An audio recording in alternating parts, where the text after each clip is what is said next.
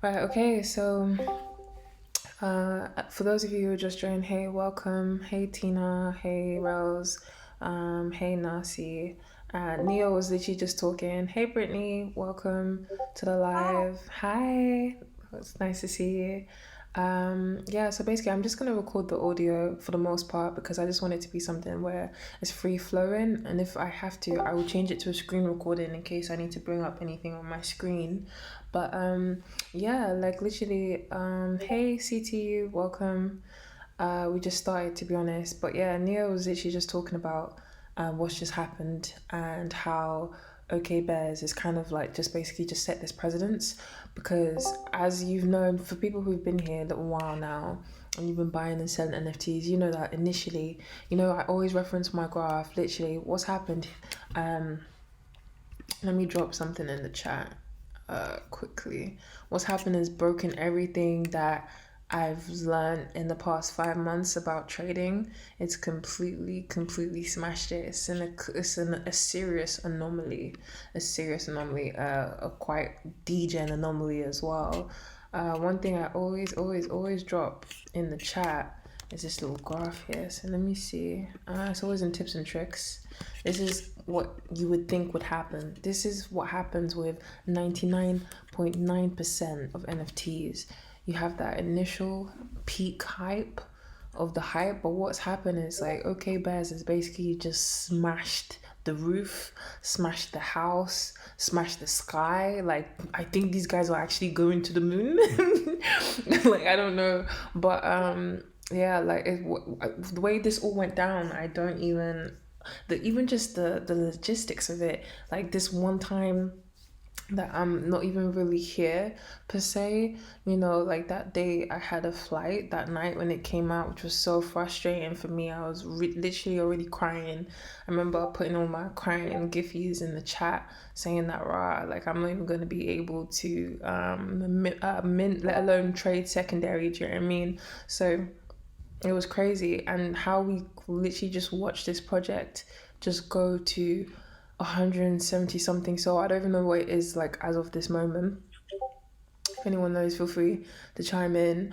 But the main thing for me is now is it's things are different now, and you can see you're right there, CT. Oh, sorry. Oh my gosh, you can hear me? Yeah, I can. Your mic's on mute. No, it's all Sorry. right.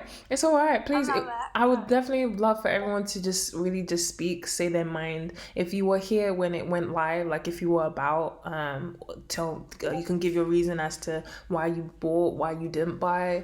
We could definitely get to that bit in a little bit. For this bit before everybody comes on, I just wanted to just say a few things. I think the first thing is this is revolutionary for Solana. I don't know how long you guys have been in here individually, because obviously everyone's been in here different time frames. But like for someone who's been here for a few months now, this is something that I've never seen before. If you go into the NFT talk chat, you'll see the graph I just put in there. Yeah, Neo, we're gonna say something. Oh, oh, yeah. Feel free. Yeah. Sorry. Go for it. Yeah. Yes. Sorry. No, no, go ahead. Go ahead. Oh, okay. Yeah, so obviously, usually we have this thing where it's like, oh my gosh, a project is super hyped. So it will go to like maybe 7, 10, whatever. Even disc us articulated scullies or whatever, they pumped about 12. But usually one thing we always learn as traders is that the market is always trying to reach equilibrium. So that's why after a pump, there's always like a significant dump. So initially I thought that was gonna happen, but obviously when I saw it move to like 50, the dumps were only about 6, 7 so. I think a lot of people, they had been outmatched by the time it passed about 14 so. I think for most people their max is gonna be between 4 and 15 Solana, which is completely understandable. And now what I see is what's happened, just like we've been saying for a while now. I've been telling you guys about that whole Solana integration on OpenSea, because obviously on OpenSea we were dealing with the guys that deal with Ethereum as well. You guys know that one Solana is £80, and it doesn't really come with gas fees. I don't know if you guys have ever actually really experienced OpenSea and Ethereum, but sometimes the NFT that you're buying could actually be cheaper than your gas fee. So obviously I tend to call Solana the poor man's the poor man's secondary platform. Not because we're poor, but just because we're like trying to make our way in the world. Do you know what I mean? Cutting our cloth according to our size and seeing what we can do retrospective to how we are and what we're doing. And the most thing that what this thing has proved to me is that nothing that we're doing is in vain. That's number one. Number two, no matter what it is, an extra £5 to extra £13,000, it goes a long way. And this thing is gonna work, and we're gonna have to force it to work for us. Oh, what else? Obviously, what's happened now is like the point of entry has been basically eaten up by the whales. If you think about it, if you're used to Ethereum and one Ethereum for you is like £2,200, one Solana being £80 is like nothing. It's like going to Tesco and buying a protein shake for these ETH guys. Do you know what I mean? So they will be able to literally sweep the floor.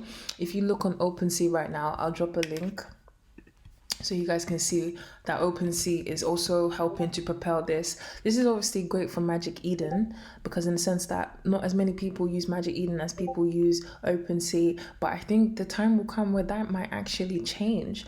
And what this has done is also helped actually put a respectable name on Solana NFTs. That's great projects can come through Solana. So now for me, what I want to focus on, I was even dumping a little bit, 160 SOL right now.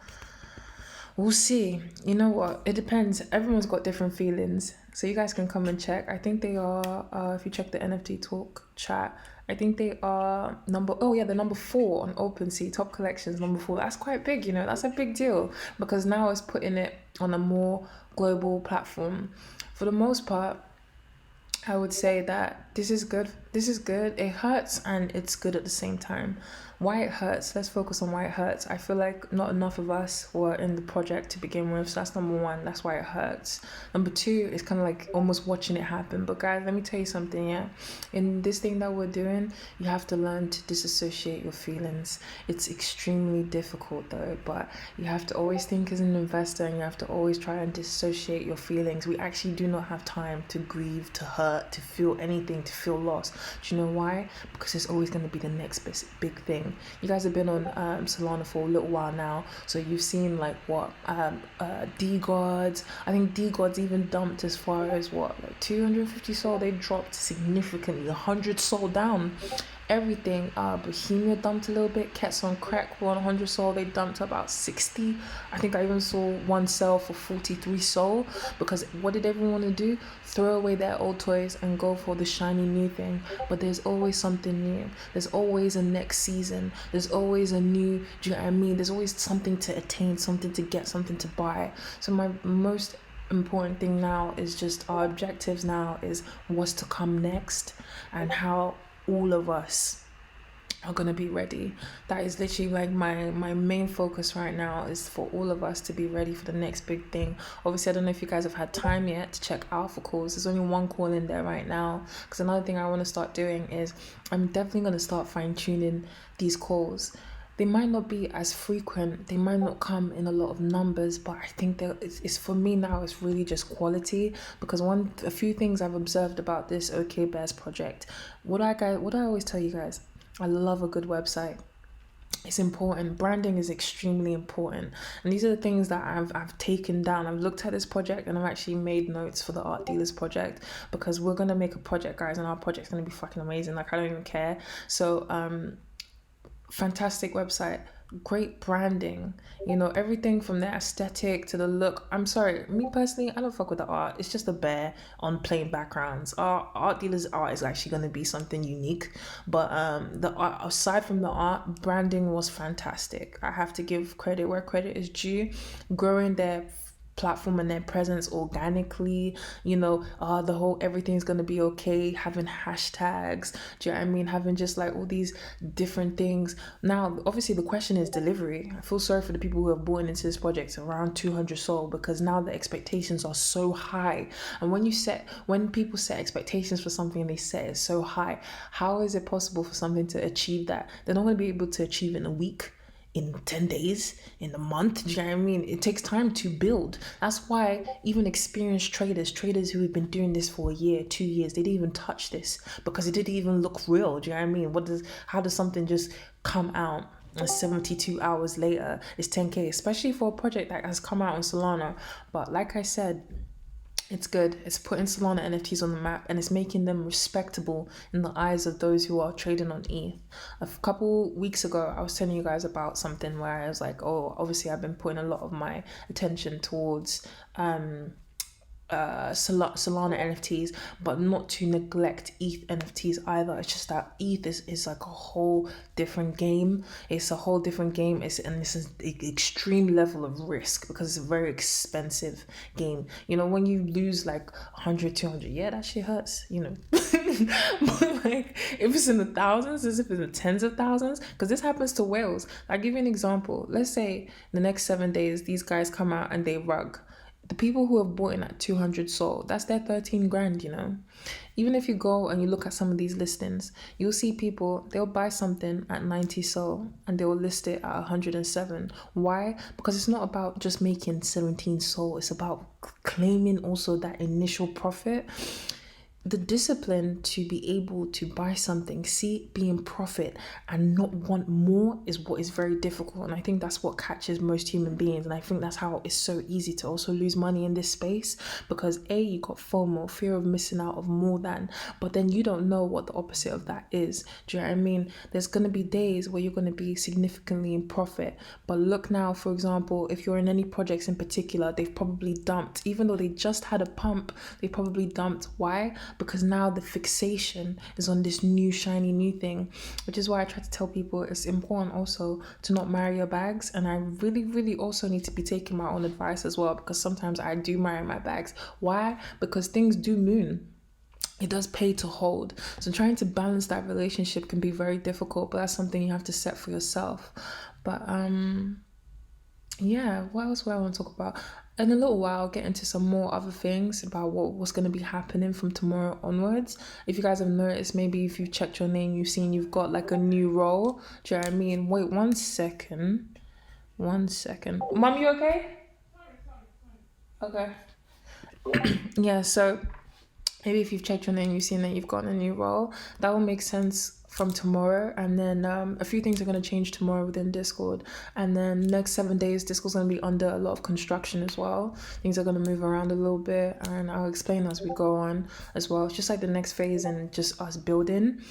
I would love to invite anybody who wants to unmute their mic and just talk, say something. Or before I say that, me personally, I'm always transparent with what I'm doing. I've liquidated quite a lot of my assets, guys, just because I want to just reclaim some soul in some places, and I want to see what I'm going to move next. Now, for me, I'm not going to pounce at everything that, you know, appears to have a little glitter or have a little spark. I want to see something that really stands out. Also, for the most part, in our lives, if you think about it, we are juggling so many things. Some of us are juggling education. I'm in education. I'm in uni. Some of us are juggling work. You know, we work full time.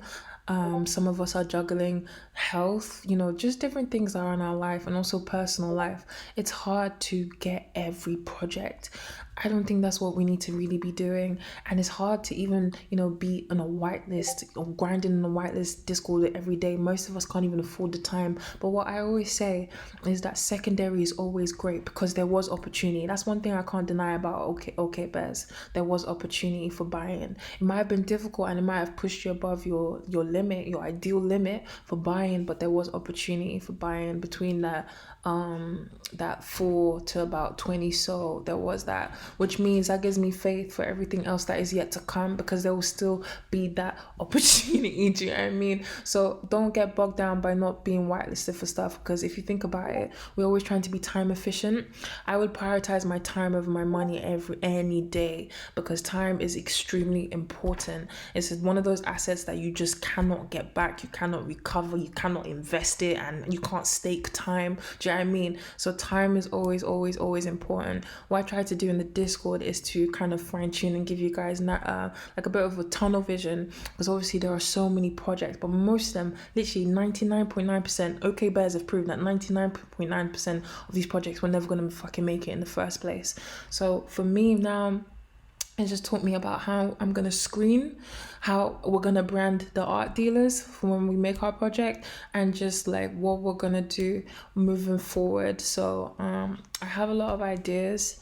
So yeah, like I said, I'm gonna be releasing some announcements as well from tomorrow onwards, and some things are gonna change around.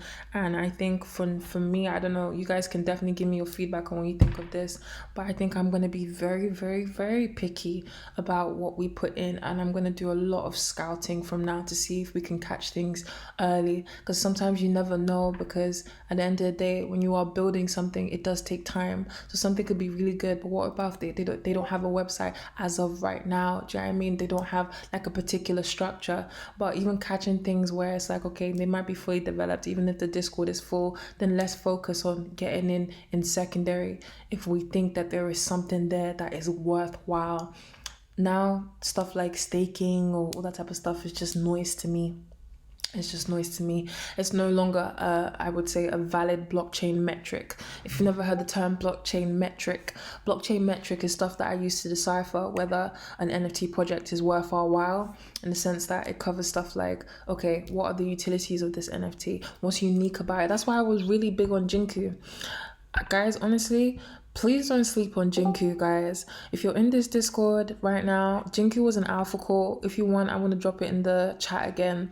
Don't sleep on Jinku. There's something in my spirit that tells me something about Jinku. It might be whatever soul right now, but it's the utility, the uniqueness of having an NFT that is involved in JPay, which is going to be the next form of payment, guys. You know how we have Apple Pay, Amazon Pay, Google Pay, all these different things. Guys, crypto pay is here. And that's why it's important that no matter what happens, we are building our cryptocurrency, whether it's just buying it, whether you don't even want to trade NFTs, cool, it's fine. The What Coins channel, I've made a list, really. It's just to post it now. I'm going to screen it one more time and I'm going to post it.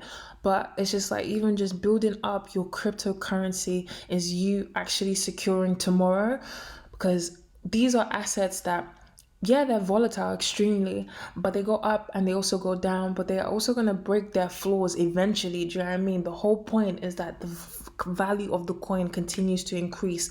How can the value of a coin continue to increase? With more usage, with the increase in the cryptocurrency market cap, and with, you know, the increased just utility, what we can use it for. So imagine now you go to a restaurant. It doesn't matter what restaurant, you can pay with crypto pay straight from your wallet. Do you know what I mean? That type of stuff is revolutionary. It really, really is. It really, really is. So decentralized finance can never be a mistake. You being here is not a mistake. You missing OK Bears is not a mistake. All it is now is learning curve and approach. That is what is important to me right now. Learning curve and approach, and what we're gonna do differently. So yeah, I'd like to hear you guys. Just come on, feel free. Anybody at all, you can just talk, ask a question, you know, give your 2 pence about like where we're headed, the direction of our Discord moving forward. So yeah, feel free. Yeah. Bye, mommy. Hello. Love you. Hi, I can hear you. Oh, sorry. Yeah, yeah, I can hear you. Yeah, my question is, it's a bit personal, but you know how you said that you're liquidating Yeah. your NFTs? Are some of them down and you're still liquidating them, or are you only liquidating one? Yeah, so for example, like recently, you know, there was like a really good pump. So I had like a few miners of Mars. I don't know if you guys saw, like, miners of Mars, you know, when we called it in the Discord, it was like it was between like 1.2 to 1.4 sol. So I think they pumped up to like 2.4, 2.8, and I picked up some rare ones. So I had sold those.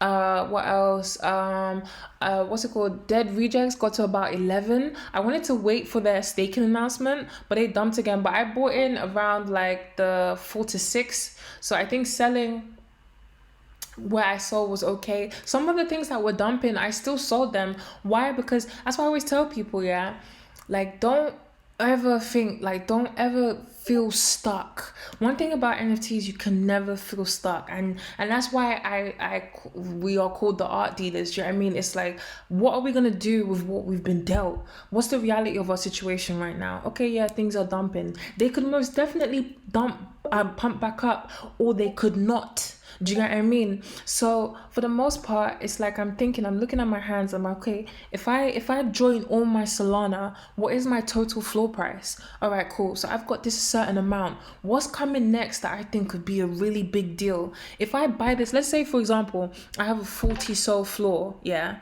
and it's just dumped to like 20, 21. If I say, oh fuck it, I'm gonna get into this next project that is dropping on I don't know, on Monday, and maybe let's say I've got 21 SOL and I think it's going to do really well, or I've seen their like roadmap, and I just believe if I go in and the project's like maybe 7 to 10 SOL, I could pick up 2.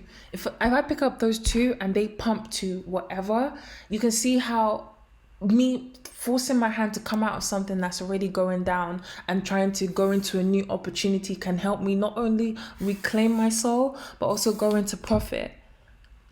So do you see what I mean? So I've gone down to 20 SOL. I've bought one at 7, bought one at 10. So I've got what, 17 SOL. I've got 3 SOL left in my wallet approximately. Let's say now in the pump cycle it goes to like 15. I'm back up at 30. Then I could go to another move and be like, okay, what can I do here? Let's say something is like super degen but it's like really cheap. I get a few multiples, they pump a little bit, because you see that's the market in it. People be like, oh my god, people are buying this, even though it's like it doesn't really look like it's got value. So other people are gonna come in, and then you sell into that initial volume. So it's just like trying to always be light on your feet and looking at things just with a fresh perspective, especially when you're already feeling pain as a trader. I don't know if you guys saw, I dropped like some extracts from what I wrote the other day, but it was called The Cycle of Market Emotions, guys. So I'm going to drop it in the chat again, because I feel like it's us right now.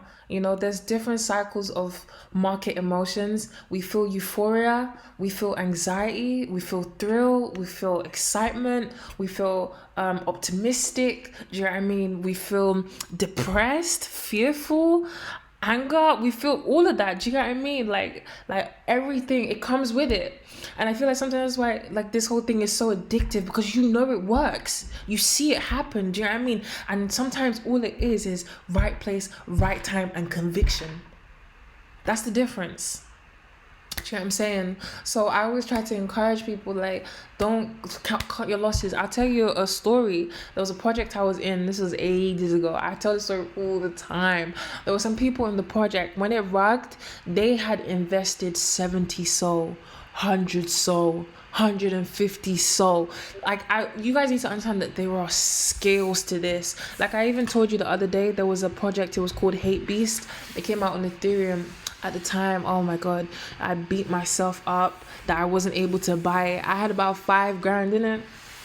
Altogether, I wanted to buy the project. It was about $5,000. Saved hard for that $5,000, you know. My Solana profits, because that's what I was trying to tell people. You build up your Solana, you can start playing this ETH game. That's how you really start to lengthen your money, when you're able to like divide and conquer almost. You know what I'm saying? But yeah, it was like $5,000. I couldn't buy it. I think it was 24,000 straight out of mint. That's why I stopped talking about ETH, because I just felt like, Jesus, I can't play this game. Do you know what I mean? Play this game, maybe I'm too broke, baby. So yeah, I was like, fuck this, I have to find the next best thing. Do you know what I mean? That another thing, adaptability. That's why we're called the art dealers, because we adapt. So literally couldn't buy it. Guess what? All the whales were buying it. 24 grand, 30 grand, 50 grand, 60 grand. Guys, I'm gonna drop this project in the chat right now so you can see what it is, because I don't think you believe me if I tell you. And remember, when whales buy something, they don't only buy one. They're likely to sweep the floor because they think it's going somewhere, isn't it? So this was pre-reveal. Let me send you cycle of market emotions. Dropping some things in the chat right now, the main chat. Right, okay, so there's that there, and then yeah, let's see what this project is on. This project was 8 ETH, guys. Keep that in mind, yeah. It was 8 ETH. I'm gonna pull up my receipts just to let you guys know that like this is part of the game we play. Do you know what I mean? That's the fucked up thing about it. Wait, why can't I see the project? Oh shit. Did they rag? I'm looking for the project, like, well, did they rag? I can't even find it. Does anybody know what I'm talking about? Hate Beast. Has anyone ever heard of that project? Or is it too early in your NFT journey? But I definitely have to do that. But Nasi, I hope that answers your question because I'm most people I tend to talk in tangents. But I hope that answers your question. And always feel free to ask me about anything that I'm doing. Don't feel no ways. I'm always happy to answer. Yeah, no, you did. Thank you. Yeah, no worries at all. Did anybody sell into their pump cycles? Because a few things were literally pumping prior to bears. Did anyone just take profits, or what are you guys holding, or where do you think you're at? If you care to share, whilst I try to find this.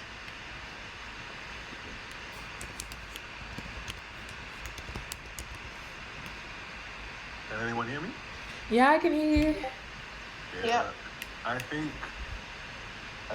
well, I've just been liquidating because obviously I just think that what OK Bears have done, I think they've literally just exposed shit Solana NFTs, and most of these NFTs are crap, And another thing that I've realized that's what's so significant about them is that usually, for example, what Naya just said about Hate Prime, the hype for Hate Beast was like literally out of this, like just nuclear. I think at the time there were about 200,000 people in their Discord. Like no cap. Fuck, yeah, I there was so remember. many people in their Discord, and people were doing the most, to get onto this project. For real. Oh my god. Sorry to interrupt you, but no, people were sucking mad dick to get on this project. Sorry, but yeah, go on. Yeah. So my thing is like, Seriously. OK Bears, for once, a project that had crazy hype has actually delivered. You know what I'm trying to say? For now, anyway. For now. The question is though, because we don't know when there's going to be a dip. Because I've been looking at dip from 30 so, I didn't see nothing. 40 so, I didn't see nothing. I thought, okay, you know what, they'll go back to 20. Absolutely nothing. They've literally destroyed everything you know about trading, crypto, whatever, markets, like everything goes down. Every single thing goes down. But for the last 48 hours, it just said, nah, forget everything that let's go to 150. So now most people are priced out, right? Who's gonna spend $10,000 on an NFT unless you've got bags, like literal bags that you don't mind. So I guess it's just a learning curve, really, but there will be more, I think, in my opinion. Like this is just the first, part. Definitely. It would have been sweet, but yeah, that's NFTs for you, man. NFTs for you. It's definitely learning because when I don't know if anyone remembers the Tombstone thing when it like sold out really quickly. So I was like, okay, that's one thing. That was like when I was seeing how things go, like for the first time. So like this time I was there with my 5 soul thinking that was something. But obviously I realized this is a very like quick paced thing. Like when it's up, it's up. When it's like, ready, it's ready kind of thing. So it's kind of shown me a bit. Obviously I was a bit depressed after, but it's all learning at the end of the day. And as everyone's kind of said, it will eventually, something else will happen, Thank you for even both you and Neo. Thank you for just coming on and just saying how you felt. But seriously, like like that feeling of depression. Whew, you can hear it in my breath. Like I honestly, I get you. I feel that. I feel everybody's pain. Seriously, guys, I want you guys to know that I feel everybody's pain. Like I'm. It hurts. Seriously, I'm literally. This would be the easiest 10 bags. Yeah. Yeah. Of life. No, seriously. But the thing is, the maddest thing is that psychology-wise, you see how everybody was scared because you don't know where the top is. Exactly. Like, if you go at 50, you don't know, right? Like, this could go back to 30. But if you go at 50, you're still in profit. Indeed. Mad. It's Indeed. just insane. So, I mean, even if you buy now, to be honest, you probably will still be broke. Fucking hell, at this point, mate. Seriously. Yeah, it's just mad. Like, it would have been the easiest 10 G's you would have made in your life. And imagine now you have multiple. That's fucked. Yeah, sorry. Excuse my Your language. floor could be 1,000 sold. Overnight, you go. Overnight. That's what you see. Did you see why we're here though, Neo? Do you see why we're here? Because it actually is real. Like, I know that, oh God, like what I'm trying to figure out is where we went wrong. Do you know what I mean? I've been cracking my skull. Like, you know when you hit your head on the wall, like, what the fuck what was it? What was it? It's not that we didn't scout the project. It's not like we didn't see it. Like, what happened? Was it just, was that it? Was it the fear of aping in? I think it's just the fact that it's a 10,000 collection. Exactly. So if you think about it, like what they've done is actually so mental. Like, Yeah. I don't think people, like, we're actually gonna remember this Forever. Yeah. Seriously. Because it's like we don't know stuff like we don't. This is not the norm. So that's why we missed it. Like, No, fucking hell, the mate. norm. Like, because you're thinking, okay, it will go back down, right? When Exactly. it's 15 sold, it will go back down to 9 sold, 8 sold, but it didn't. And as soon as you know it, you're priced out. You're literally priced out. When it gets to about 20, 30, 40, like, I mean, yeah. So I think it's just a crazy anomaly. No, serious. That's what I'm saying. And can you imagine that this is this one anomaly? That's what irks me. Do you know what I mean? That is literally what aggravates me, because it's like this one anomaly. I've never seen anything like this.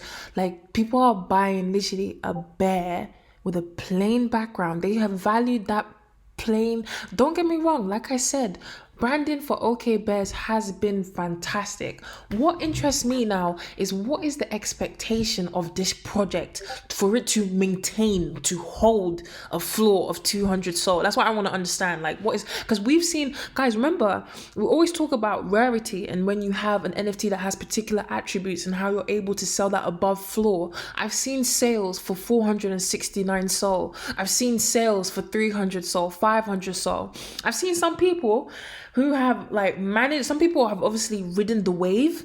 You know, when people do that thing where they buy in, they sell back out, buy in, sell back out. So like they just kind of stay light, even if they're only taking 5, 10, 20 sold profit at a time. Obviously profit is profit plus your initial investment anyway. But what's crazy is I've seen some people also hold this from mint, which is mad and mental. I've seen some people who bought in at like 13.49 and stuff like that. But my thing is, like, where we were trying to figure out, even within Discord when we were watching this happen, is where does it stop? Do you know what I mean? Where is the end? Now we're about to approach a 3-day weekend because it's bank holiday weekend, and I'm very interested to see how that plays out and how that affects the market as well. Just because, you know, for the most part, people are going to be home away with their families and resting. Do you know what I mean? Not everybody's going to be in market, and general volume will probably slow down. So I wonder what that means, and I wonder what is next for this project. Will there ever be a buying opportunity? Because, guys, let me tell you something.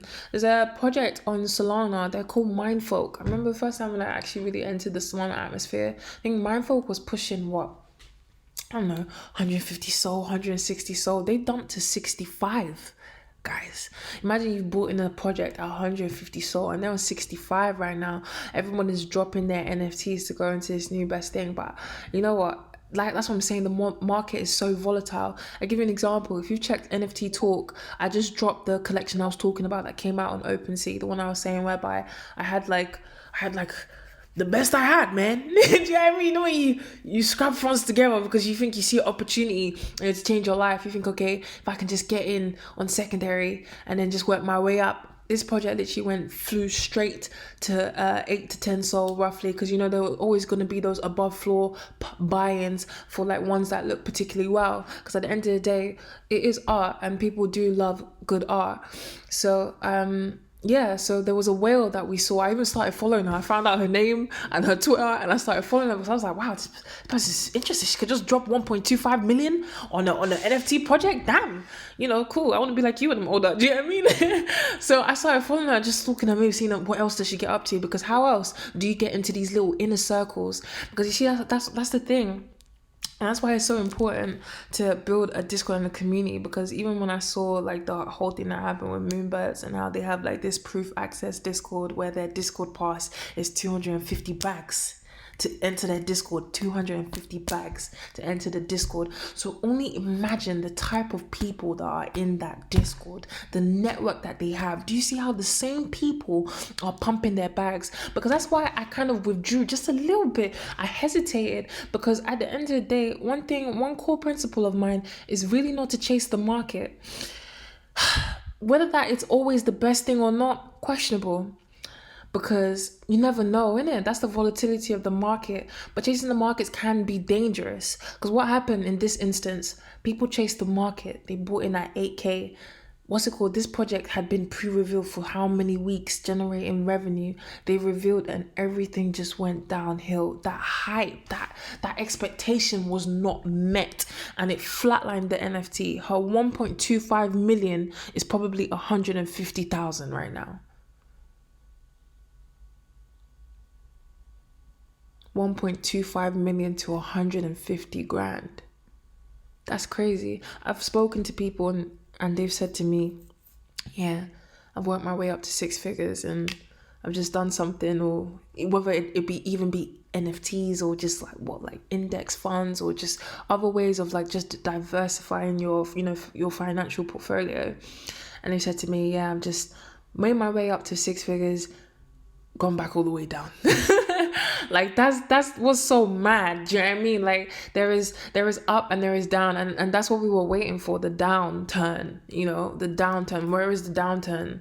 So this is going to be very interesting to watch and just observe as well. But in light of this, I think we've spoken about it. If anybody else wants to say anything, their thoughts or their feelings, we could definitely get into that. You can just unmute your mic and talk about it. But I definitely want us to also talk about Community 3 or Community, whatever, because they are dropping an NFT collection on the 2nd of May. It is in alpha calls at the moment. I've also dropped the Discord in the link. It's always great to get into the Discord prior to mint because they tend to close Discord. So in case they're dropping any official links in their Discord as well, not in the main chat, it will always be in the official links channel. Just some safety, always be safe. But yeah, that's a big deal. You guys know that their original project, their OG project, is actually 1,000 soul floor. They go for about 1,200 soul.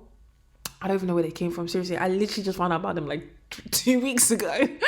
But yeah, like I don't even know what their project really is per se, but I am definitely going to do a write-up for everybody. And that will be in the channel by tomorrow. But right there, I've just put it in because I just want everybody to be aware and to consider like what they want their next moves to be. And for us as a whole, like I said, guys, I'm not playing. It's gonna be quality over quantity in terms of our calls now. Like what will impress me in a project, you're gonna have to come with some smoke because it's important. Execution.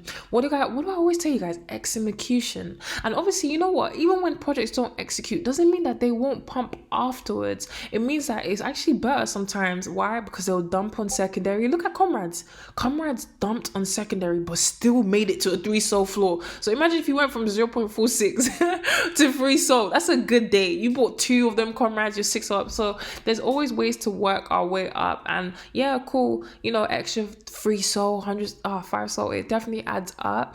But what this has shown me is that there is so much more, and it is possible in Solana, and now Solana is actually recognized and respected by ETH. That's a big deal. That is a really, really big deal. This Solana integration is great, especially because we're here and we are living it now in this present before this NFT bubble explodes, and then we have to look for the next thing. Do you know what I mean? But right now, it's just gonna have to be crunch time for us. I don't know about you guys, but this has really just motivated me. It's been a breath of fresh air. I'm glad that we can even like just have this experience together because it's fine tuning us. This is experience.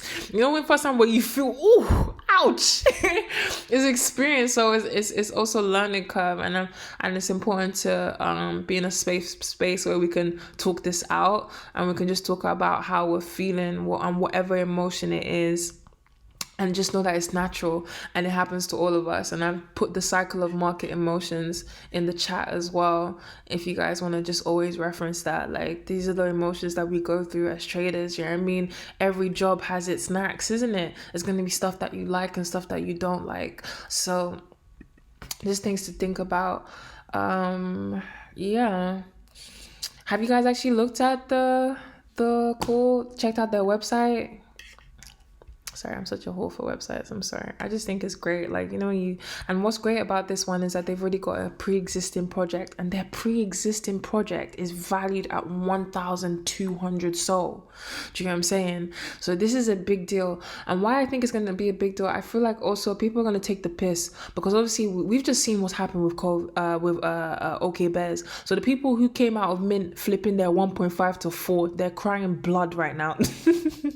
So what are people going to do? They're going to be like, wow, okay, Community 3, they've already got a 1,200 SOL project. They're a collection of 5,000. My guy said they're half the supply.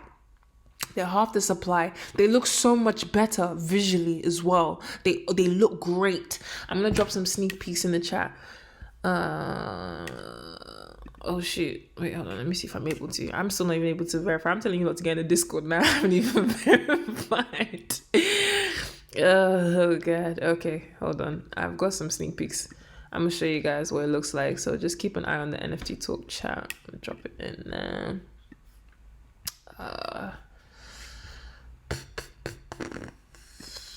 Imagine actually selling for 199, like, or 2 sold. That is so much force.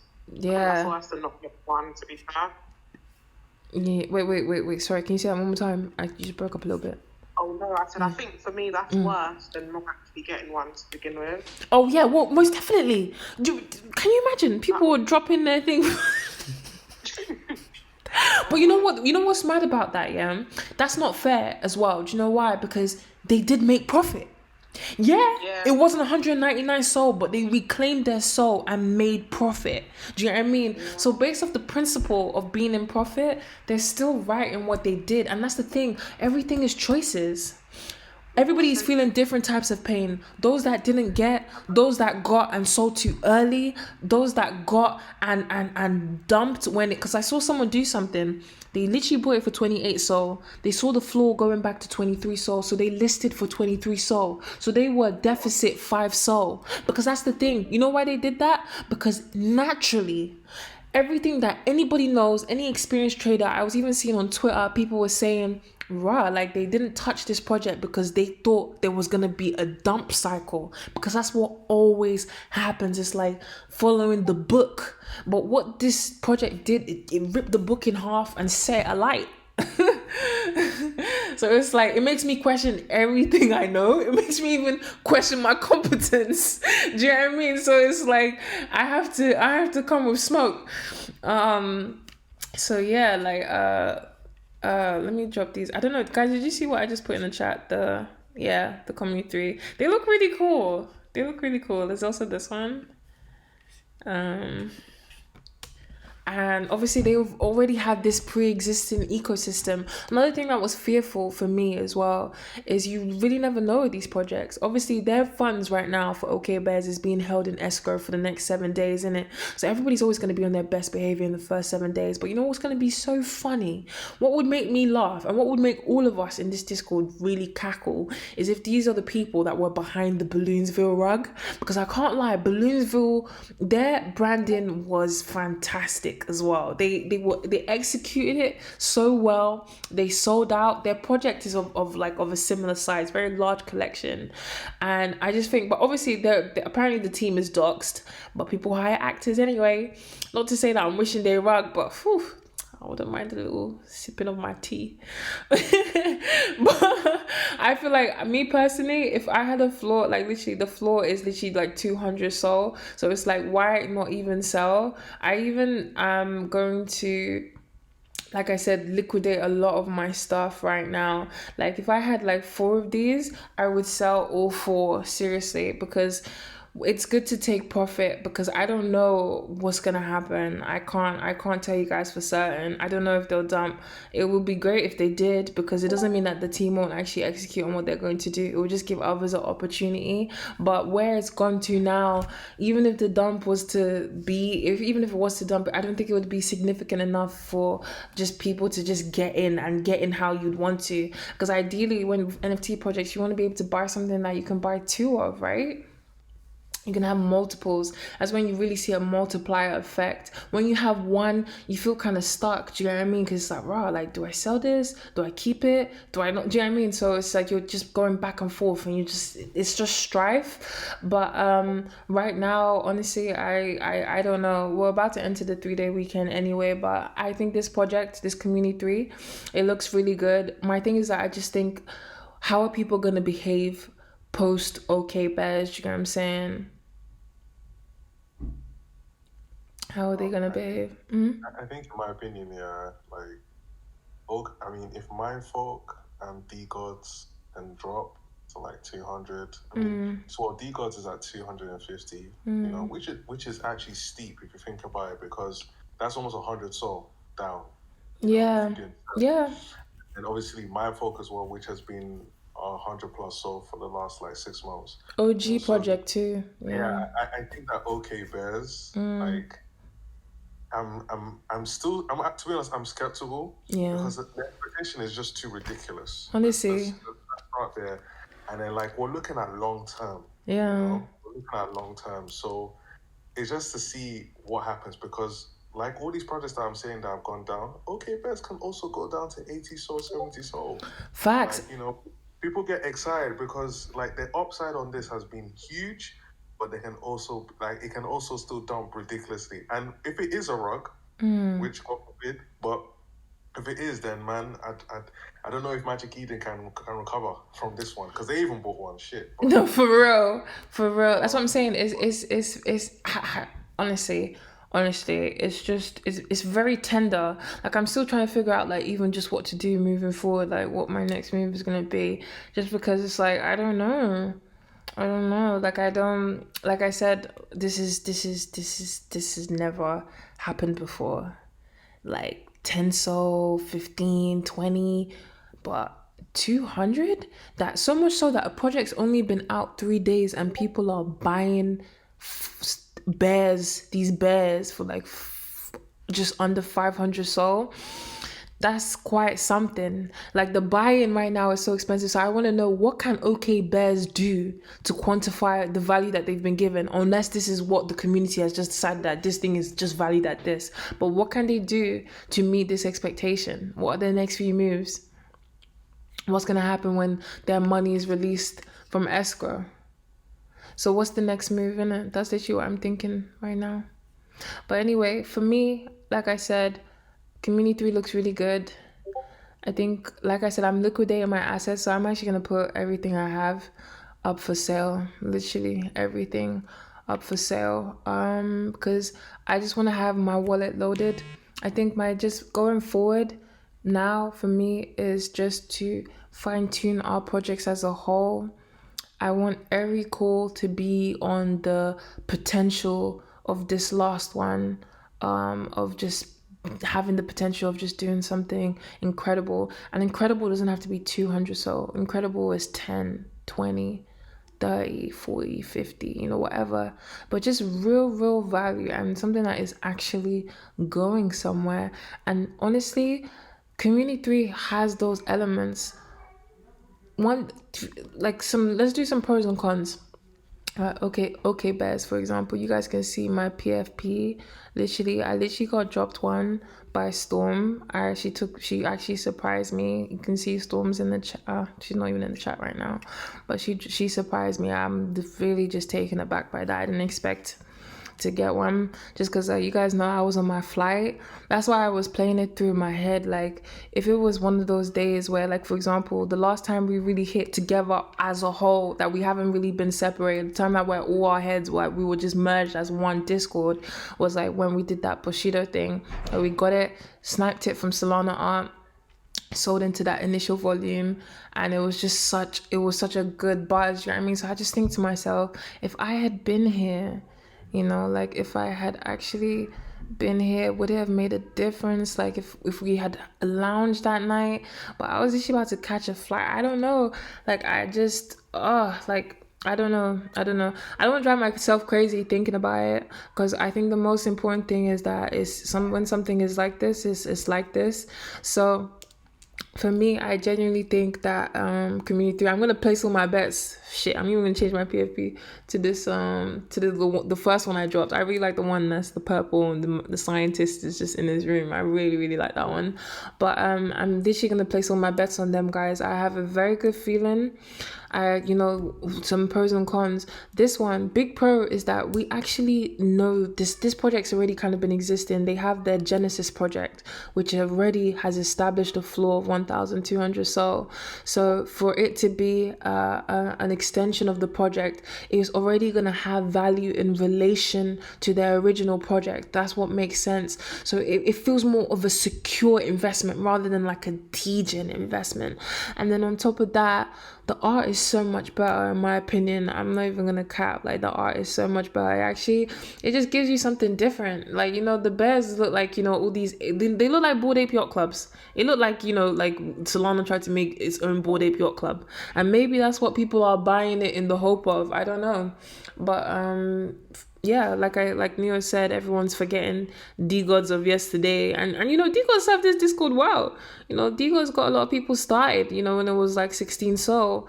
So yeah, like, you know, we've all kind of had wins and different stuff like this, so please don't count out any of the wins you've had. If you had some, if you haven't had any yet, that's okay, you're going to have a win. But yeah, just think about how you want to move forward and how you want to invest into a project. What I'm going to do, like I said, is I'm going to screen these projects thoroughly. There are going to be less calls, but the calls are going to be of better quality. I think that's the best thing, and I'm going to really, really look hard just to see like what's coming. And like we said, we've agreed in Discord, we spoke about this like a few weeks ago, that I'm going to start reintroducing ETH projects as well. Obviously the buying is a bit more expensive, so you can definitely keep using Solana. Remember, our gas is negligible, our transactions are faster on Solana, so it seems more efficient. It just seems better for everybody anyway. But in terms of ETH, there are fantastic opportunities on ETH if you can just place yourself. Give you an example.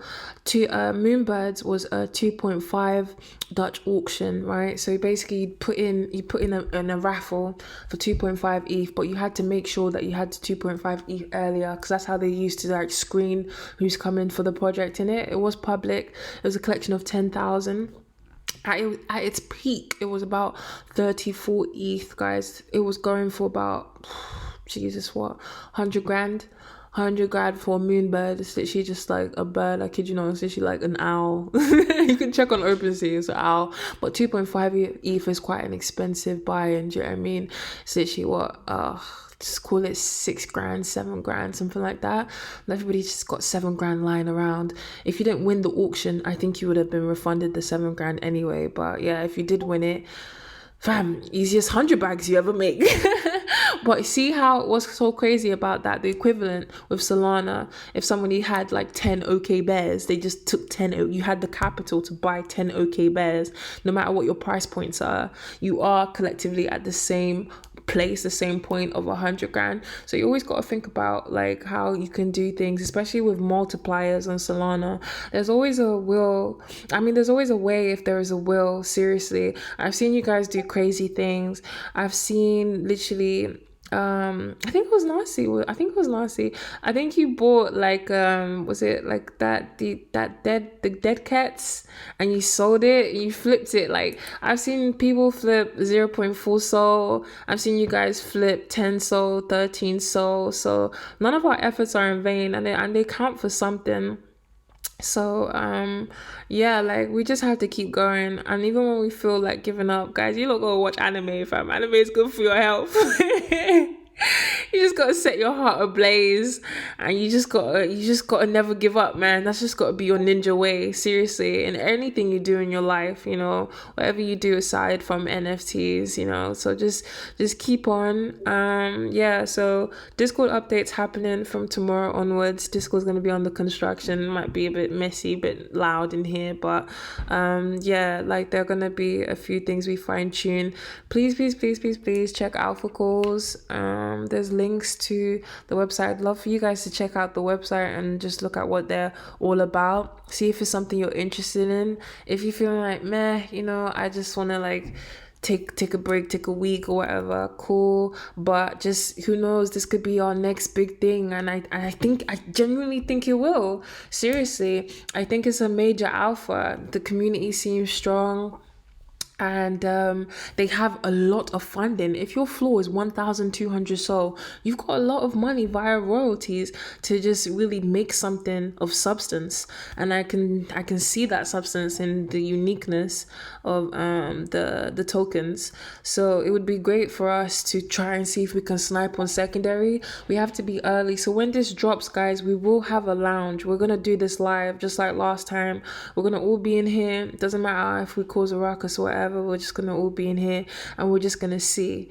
And if we can all ape in, that would be fantastic. Like I said, I don't know what the floor is gonna be, so if you can recoup any of your profits, or if you are in profit in anything you're in right now, it's up to you. Do you know what I mean? But always remember, it's okay to let go. Why? Because aside from OK Bears, evidently things do dump. Obviously, that's why I always make the Sunday. That's why I started doing that Sunday shopping cart, because things do dump on the weekends, and we are having a particularly long weekend.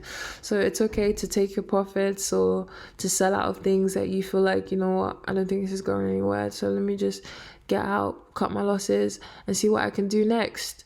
So in that retrospect, it's good to stay light on your feet.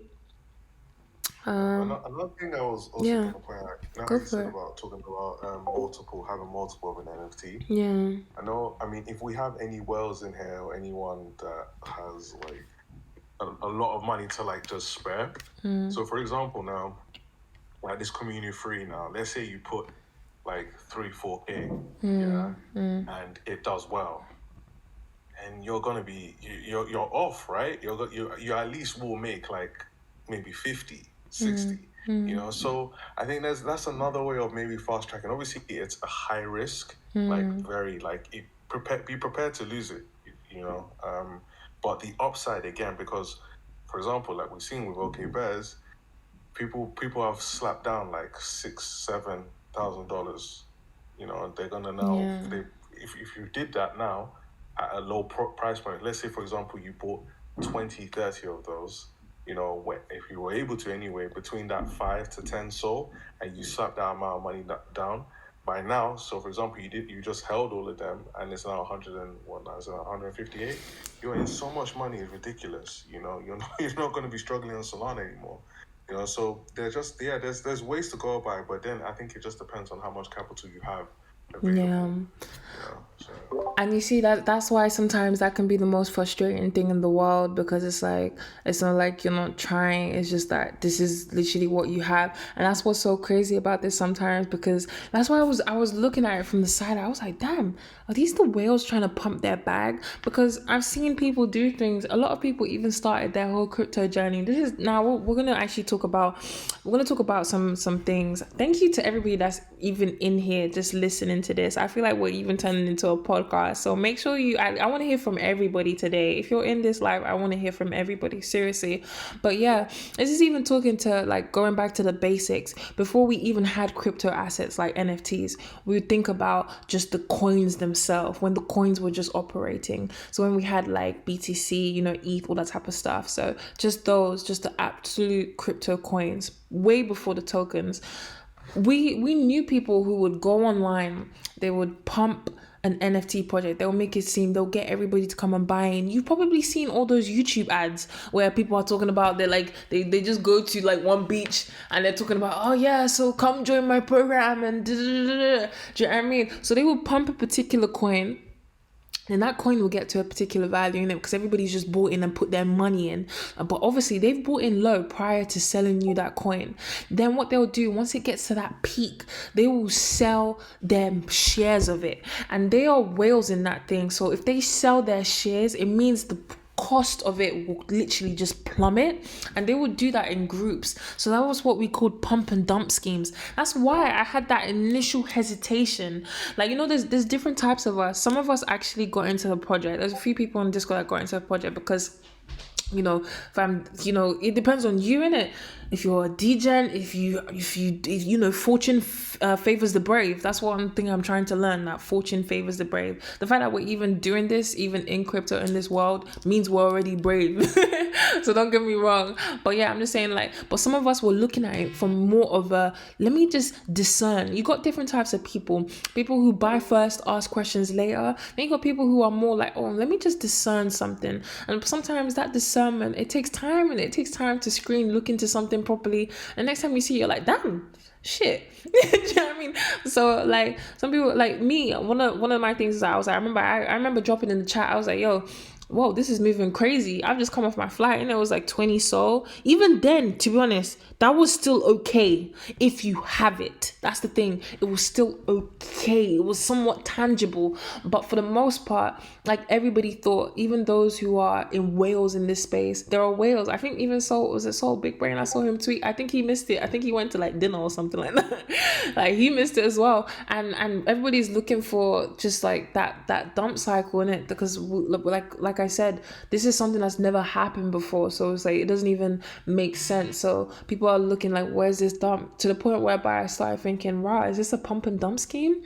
Are the whales pumping their bag? Have they like swept the floor and they're pushing this project to something to just pump their bags? Do you know what I mean? Because it's wild how you can go from buying something for a couple hundred or a couple 50 or even tens to selling it for hundreds, thousands. And in this case, there are going to be people, guys, who bought like maybe like 20 of these. So imagine going from buying 20, maybe it cost you let's say it cost you like 80 Sol, right? So now you have like 180 multiplied by 20. That's mad. 3,600 Sol from an NFT flip. You see how like that multiplier effect, but you see, for us who are kind of trying to build our way there, sometimes it just feels like, oh my God, is this even tangible for me? Because it's like, how am I supposed to do that? Do you know what I mean? Given what I have, like, because I'm not a whale in this space yet. So that's the whole point, where we're trying to like just build up ourselves and just build up our crypto assets. And sometimes it just feels so slow. It just feels like, why is this taking forever? But this has just snapped me out of reality, because if this can happen in 3 days, it's not going to be the first or the last time. It's not going to be the first or the last time. I promise you that. I promise you that it's not going to be the first or the last time. There will be the next case study. Another record will be broken. Do you know what I mean? When you look at sports, when you look at athleticism, something happens, like we get fucking, someone comes in, they break all sorts of records. But there's going to be another child that's born somewhere that will come and they will smash those records. Just like anything in life, there's always progression.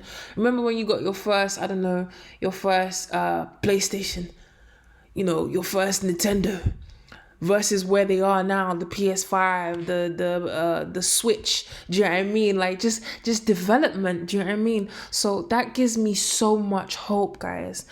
We are not going to miss the next 100 Sol in 3 days project. I kid you not. As a whole Discord, not just a few of us, like as an entire Discord, we are not going to miss that. Like that is literally gonna be my predominant focus. So just give me till tomorrow. Like I said, things are gonna start changing in our Discord as well. If anyone wants to say anything, but seriously, guys, this community 3, I have big hopes for it. Does anybody have any questions about it in terms of like what you're gonna do, if you're gonna get in, or do you think you're gonna get in? Like, where are you guys at? Where are you just in your health, in your mind, in your whole NFT thing? Where are you? Feel free to talk. I'm gonna mute myself.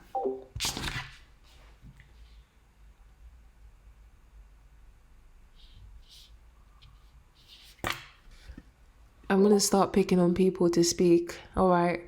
First up, because I've never heard Masked FBG 12 talk. So first up, Bishu. Let's see if you're really in here listening. If you're just in here, you know, you join just to listen. Huh? Hi. No, I'm listening. I'm good, but I don't think I'll try and jump in. I don't have enough soul for it. Okay, Bears. Oh wait, no, not for OK Bears per se. I'm talking about Community 3. They're coming out on the 2nd of May, yeah. Oh yeah, I have enough soul. I'll probably try and jump into the project. Oh, that's great. I see you've got a Creamy Friends PFP. How's that floor holding up? I think Creamy Friends is still an okay one to hold, guys, because remember, they already have a pre-existing project. So I still feel like they could definitely be a cool... And you know what's so mad? Obviously, right now, all the eyes are on the new shiny project, but don't sleep on these ones that we've been knowing as well, especially with Creamy Friends, because they already have something going on. Also, the guy behind Smokeheads, he's quite bullish. I won't lie, I'll give him that. I heard him say on like an NFT Twitter space that like he's a narcissist. And you know, one thing about narcissists is they tend to be perfect. They want to be the best in whatever they do. So I want to see him be narcissistic about his project. I want to see him take his project to the moon. Do you know what I'm saying? But Creamy Friends is one that already has like a pre-existing system. They have a whole ecosystem going on, so I believe that one could be like a good hold as well. But yeah, why did you get a Creamy Friend? I think I saw it drop down in price, so I just thought it was a decent opportunity. Yeah, you always buy the dip. That's the best thing. I remember my buying for Creamy Friends was about 3 sol. That's when I got mine. So yeah. Mine for 2. Yeah, fair enough. I've seen them be at like 1.6, 1.8, but 2. But you know what? They're still kind of holding up their value. And I think that's because, like I said, they've already got like that pre-existing project that they have going on.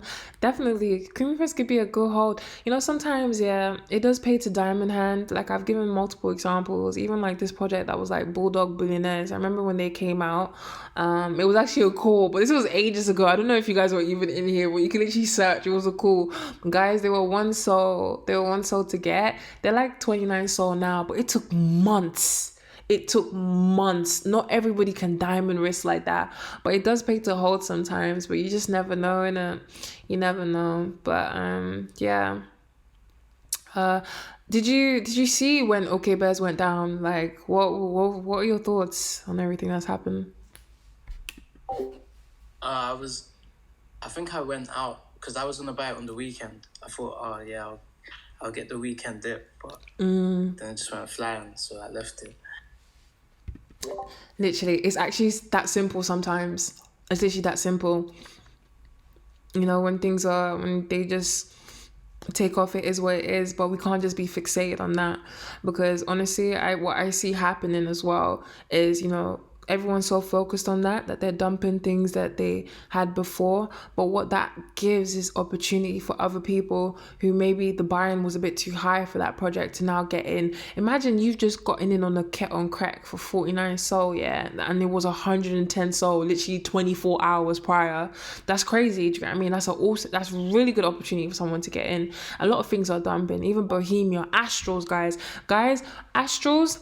Shaq's project is like what, 10 sol? Who knows what it could be? It could be maybe even 9 sol, 9.5, but even at 10 sol, guys, that's a fantastic buy-in if you do have 10 sol.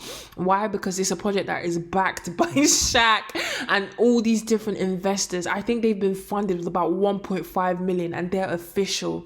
They're not going anywhere. We will hold Shaq by his 6 foot something his neck by, do you know what I mean? Like, they are not going anywhere. That is a fantastic opportunity if you can get an Astral, because I see Astrals definitely making it.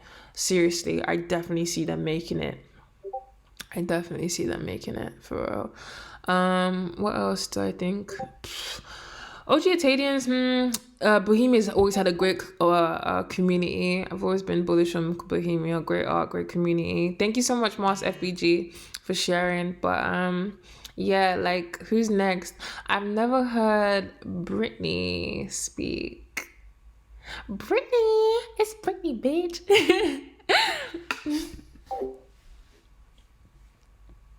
Yeah, so I'm new to everything, but I think I'm really interested in the Community 3 project. So hopefully looking to jump on that. But the OK Bear, that really shocked me. Like, I had to pray and think, who did I hurt? Because I was so shocked. But yeah, that's where I'm, yeah. Do you know what? That's so funny. You know the ones where you actually have to go into God in prayer and be like, why? No, why? No, seriously. As in, at this point, I was questioning, should I become an atheist or what? Like, no, seriously, I felt that. But yeah, so have you bought or sold anything yet, or is this gonna be a first for you? So I bought a creepy friend a couple of days ago, and Yeah. I'm still holding on to my Yeah. smoke head. And the other day I bought a de-scully, but I don't think that's going anywhere. Right, okay, a D Scully. Could you drop a link in the chat? Wait, is it the one that just came out though, or did this? Okay, what'd you get in at? What, like 4 soul, 3 soul? I got, yeah, 4 soul. Okay, that's good though, because at least you didn't get it at its peak. Just like you see, for example, the Scully project went all the way to like 12 soul, but you see how the whole thing with the equilibrium, that's what we're taught, you know, as traders, that things will balance out. They have to pump and dump. That's how the ecosystem of money comes. But you see what's happened, yeah? Because this new project has pumped so much, it's actually drained soul from other projects. That's why other things are dumping right now.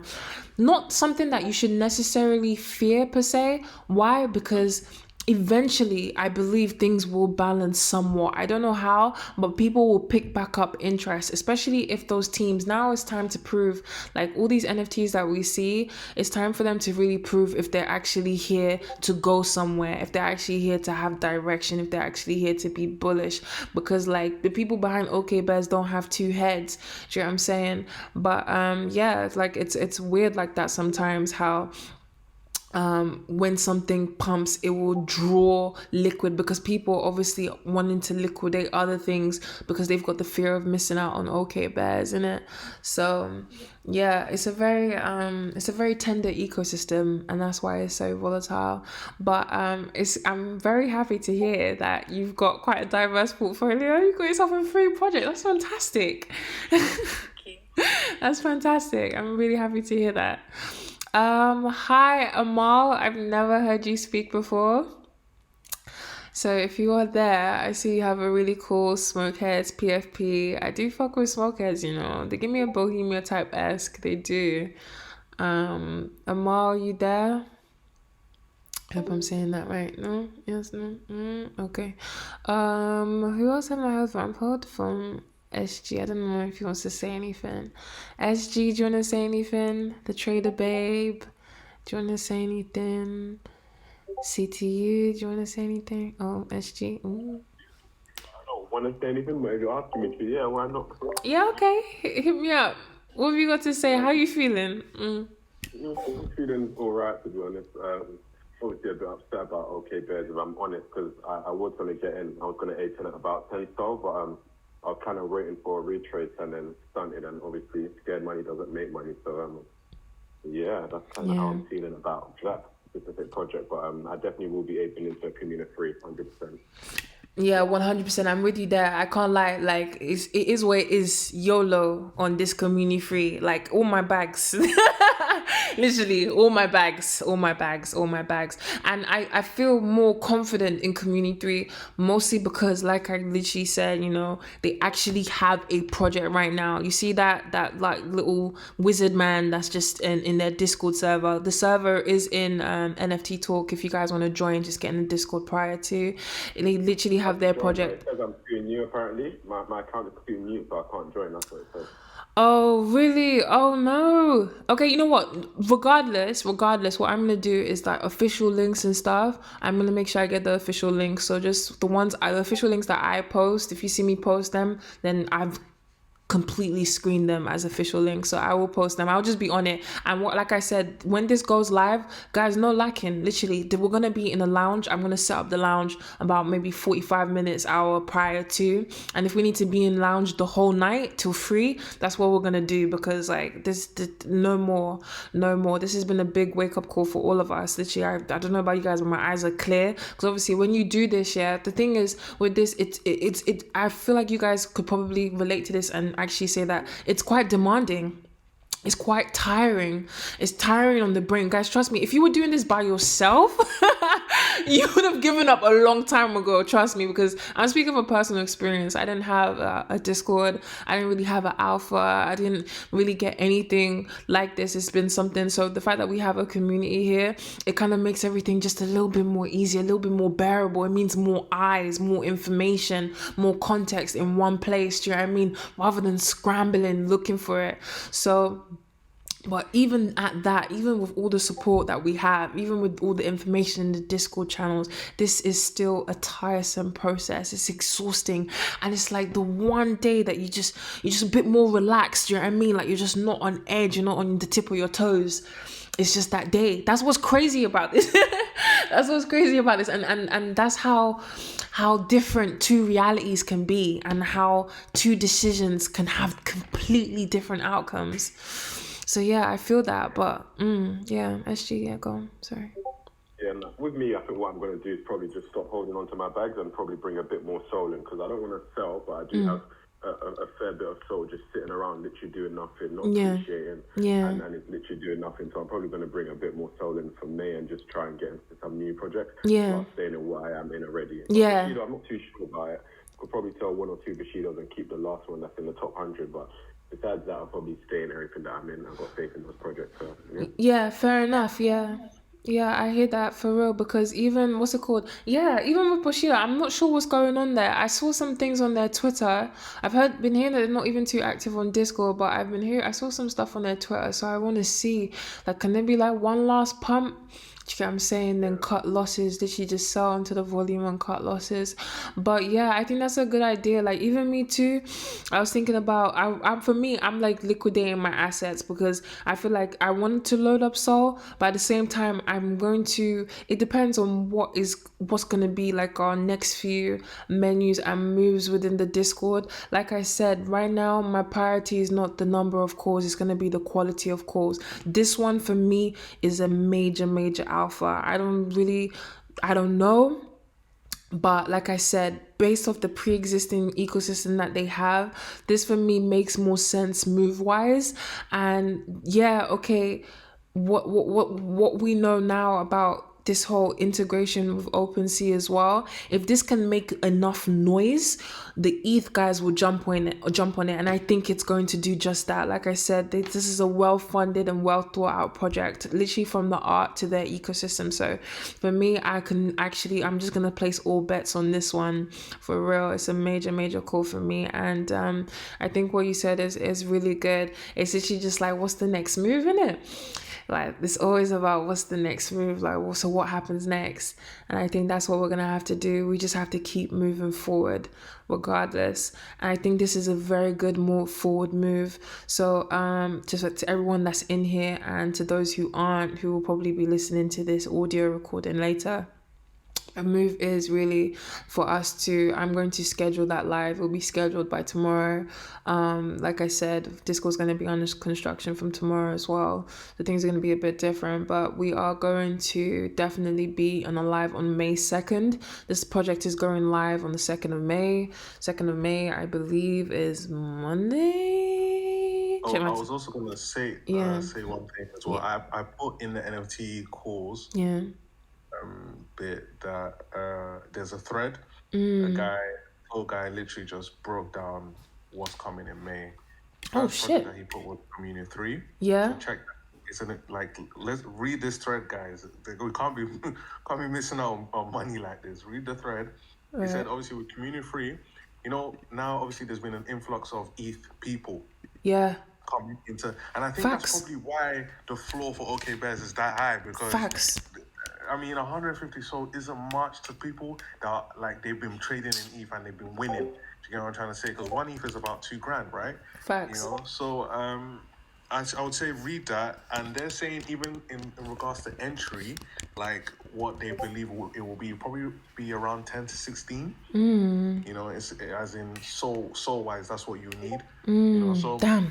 because I think one thing I've also learned is that you need to make sure that you have soul in your wallet. In your wallet, ready to go. Exactly. Yeah. Literally what SG just said. Literally what SG just said. Like, actually being ready. Because you know what I'm starting to realize? You don't have to bend every time the wind blows. Do you know what I mean? It's just about actually stalking our prey now. Like, what is the actual bad boy move? It's not every day that we have to actually come out and do something and mint and buy and be waiting on secondary. It's about what is going to come out that's going to be of substance. No, honestly, it's so mad because if you think about it, somebody could have just discovered Solana NFTs the day OK Bears minted. So, and then person B, who has been on Solana or Magic Eden for 6 months, they missed out on that. This person that came, and then he said, you know what, this bear thing looks kind of cool. Let me just buy it. Copped it now. He's up or she's up, right? Do you get what I'm trying to say? So it's kind of like just, you don't have to, you can just have soul in your wallet. I would say, because as I said before, I think OK Bears has just exposed that there's just so many, most projects will go to zero. Let's be honest. You know, a lot of them have no value and in terms of the tokenomics, what's called again, the staking is a Ponzi scheme, right? It's not sustainable in the long term. You know, you see the best, like Bored Ape Yacht Clubs on ETH, they don't have staking. Like, do you get what I'm trying to say? They're a brand. That's what it is. They're a brand. So Facts. If it's not financial advice, but I would say you're better off just having a lot of soul, just as much soul as you can. Keep it aside. When the opportunity arises, just strike. And that's it. Like, I think it's just efficient, really. Do you know what I mean? Yeah. No, literally, even what you were saying just now, because I remember, like, even when they released their ape coin, because we spoke about it, we put it in what coins. Do you know how many people bought in at the coin for £6, sold at £30? Do you know what I mean? So even that, we had a 5x profit margin on just buying the coin and selling the ape coin. So even though we didn't have Bored Ape Yacht Clubs, we literally just bought the coin on crypto.com and Coinbase and literally just sold it into that initial pump. So there's always something to do, but even then, it's giving it value, and the fact that it's even re-sustained its floor at like 15, and the fact that you can actually have an ape coin, they have their own cryptocurrency, the Bored Ape Yacht Club. Can you see that? It's excellence. It's excellence, and that is what we're going to be striving for, guys. I don't know about OK Bears. I don't know if they're going to be excellent. Do you know what I mean? Their marketing was excellent, and their execution was completely excellent, and coming out on Magic Eden on a good day, you know, not even a Sunday. Some people mess up by minting on a Sunday. Do you know what I mean? Execution has been great, and I believe that Community 3, their execution is going to be fantastic. Definitely, it's going to be fantastic. So I know that 10 to 16 SOL is like not everybody, but if you do have like, or if you want to liquidate some of your assets and this is going to be your next move, then man, I'm with you all the way. I'm with you. And it seems like a lot of us, that's going to be our next move. It's always good to just have something in your wallet. Not that you even have to spend it or be tempted to buy anything. Just that if opportunity does arise, you are ready. That's all it can be, guys. It's so mad that like one mint or purchase on secondary can just change the tune of your life, literally. That's why we're here. Amal, I think you've been unmute your mic. Please talk. Yeah. I am so sorry. No. I wasn't being rude. So basically, I was on the laptop and I was trying to enable the mic on the laptop. For some odd reason, it wasn't allowing me. Please don't even apologize. Yes, I can hear you now. Please don't even apologize. I'm glad to hear that you're here. Please, you've got the floor. So with OK Bears, honestly, that was just a shock to all of us. I'm not gonna lie to you. Like I literally, so basically, I had problems with my wallet for some odd reason. Because I had the gas and everything in there. So when I was like planning on opening one of the coins for some odd the project, for some odd reason, it wasn't allowing me, and then it literally increased the price from high was from like 6, 8, and then it went up. So I was just like, Oh my days. Okay, so you know what? It was quite difficult to get in. So now I feel like what I did is because the thing is, some certain projects do tend to say, because I'm not gonna lie to, it's quite difficult to get into minting right now. So, and as you were mentioning earlier, you were talking about a secondary. It's advisable for all of us to get into secondary. It's much quicker, and if you do have the money for it, then definitely go into it, right? So hopefully that's the route that I'm going to take if I'm unable to mint on Communal 3, hopefully. 100% agree with you, because for the most part it's like, you know, when things come out, how can you keep up with everything? How can you grind for whitelist? Obviously in the tips and tricks channel I did put like some links to some artists that can do your NFT art, and you just pay like 15-20 pounds. So when we do screen projects like a little bit ahead of time, it is worth going in, but you never know how it will perform. You never know if it will even make it to secondary. That's why I'm one of those people, like I'm kind of like a secondary babe. That's why I'd call myself. There are minting babes and there are secondary babes. Like for example, some people minted, sold at full sold. Some people bought that full sold, sold at 50. Some people bought the 50 sold, sold at 150. You see how there's like different levels, like everyone is doing something different. It's all a series of choices and decisions and rolling the dice basically. And like what you were explaining, when something has come out post mint and it's got a lot of volume, I think what's happened is, were you trying to buy the NFT that was on the floor? Yeah, that's the one I was purchasing. Yeah, so what's happening, you'll probably get a message like in the top right hand corner saying something like, oh sorry, this is not we couldn't process this, or something like that, in red text. Yeah, basically what's happened there is someone's bought it before you. It's basically impossible to kind of buy the one that's on the floor. That's why I always tell people, maybe look like a few to the right, maybe look even the next level, the next floor, literally after that, or maybe even try pick them for like their attributes quickly, just to see what you can get. Why? Because during peak volume, naturally the floor is moving down anyway. Do you know what I mean? So it's something where it's like, even if you get the row after it, it's not too bad. But like, yeah, trying to get the one at the floor, it's like a fight we can never win, because people have got like these sniper bots. People use a whole lot of bots. Me personally, I'm not like a bot person, but in our upcoming like live sessions, I am gonna cover bots, and I am gonna introduce you guys to some bots that we know about. If anyone wants to search the bots that have been shilled in Discord, literally just type in search in the top right hand corner of Discord. You can just type in bot, and any correspondence with that will pop up, so you can see already. But yeah, that's a whole nother session, but I think that's what's happened there. I think you are fairly new, because even that is something we've covered. Last Sunday, so yeah, I'm literally catching up with everything. Literally, I did buy your book, I think on NFT, ebook on NFT. So I'm literally just learning everything. I'm learning from everyone, to be honest. Like I'm just literally like catching up with everything. I purchased D Scully, and I've also purchased Smokeheads. Wow. So I'm trying to hold Smokeheads. I'm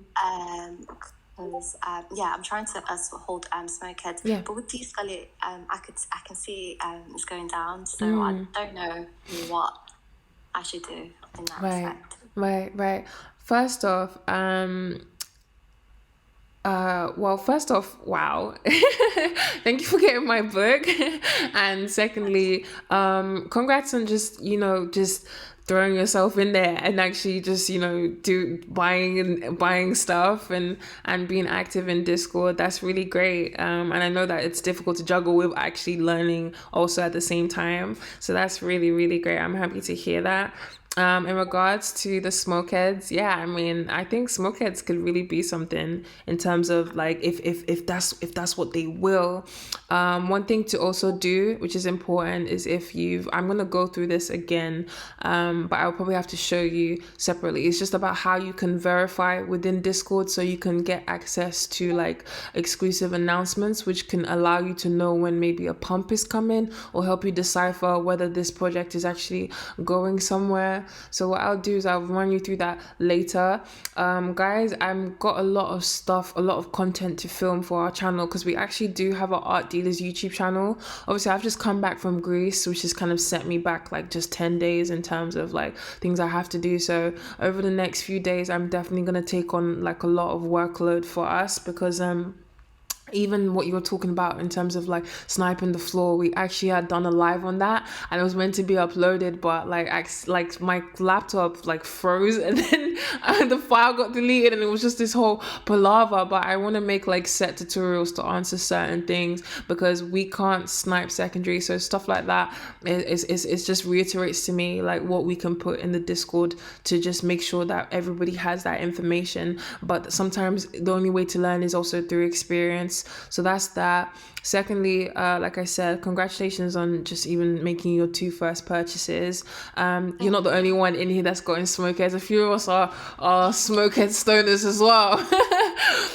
Like I said, it's crazy how, you know, we've just gone into this time whereby we've got a project that's literally draining soul from all other projects. Listen, there's projects that have been on here where people have bought in at 150 soul and their floor is 60 soul right now, because it's sucking everything. But what is interesting and what is about to happen is this new thing is going to come. Like I always say, like, you know, there's always something new coming, so it's going to be interesting to see how that plays. And also, where some see something is going down, other people see opportunity. So you'll still see people buying in, because now it's their ideal time to buy in. You know, initially we always talk about like buying the dip in Discord, because sometimes it really does pay off to buy the dip. I'll give an example. When Fun Guys dipped to 2 soul, went to 10 soul, like these things is so crazy. Sometimes it's literally just timing and pacing.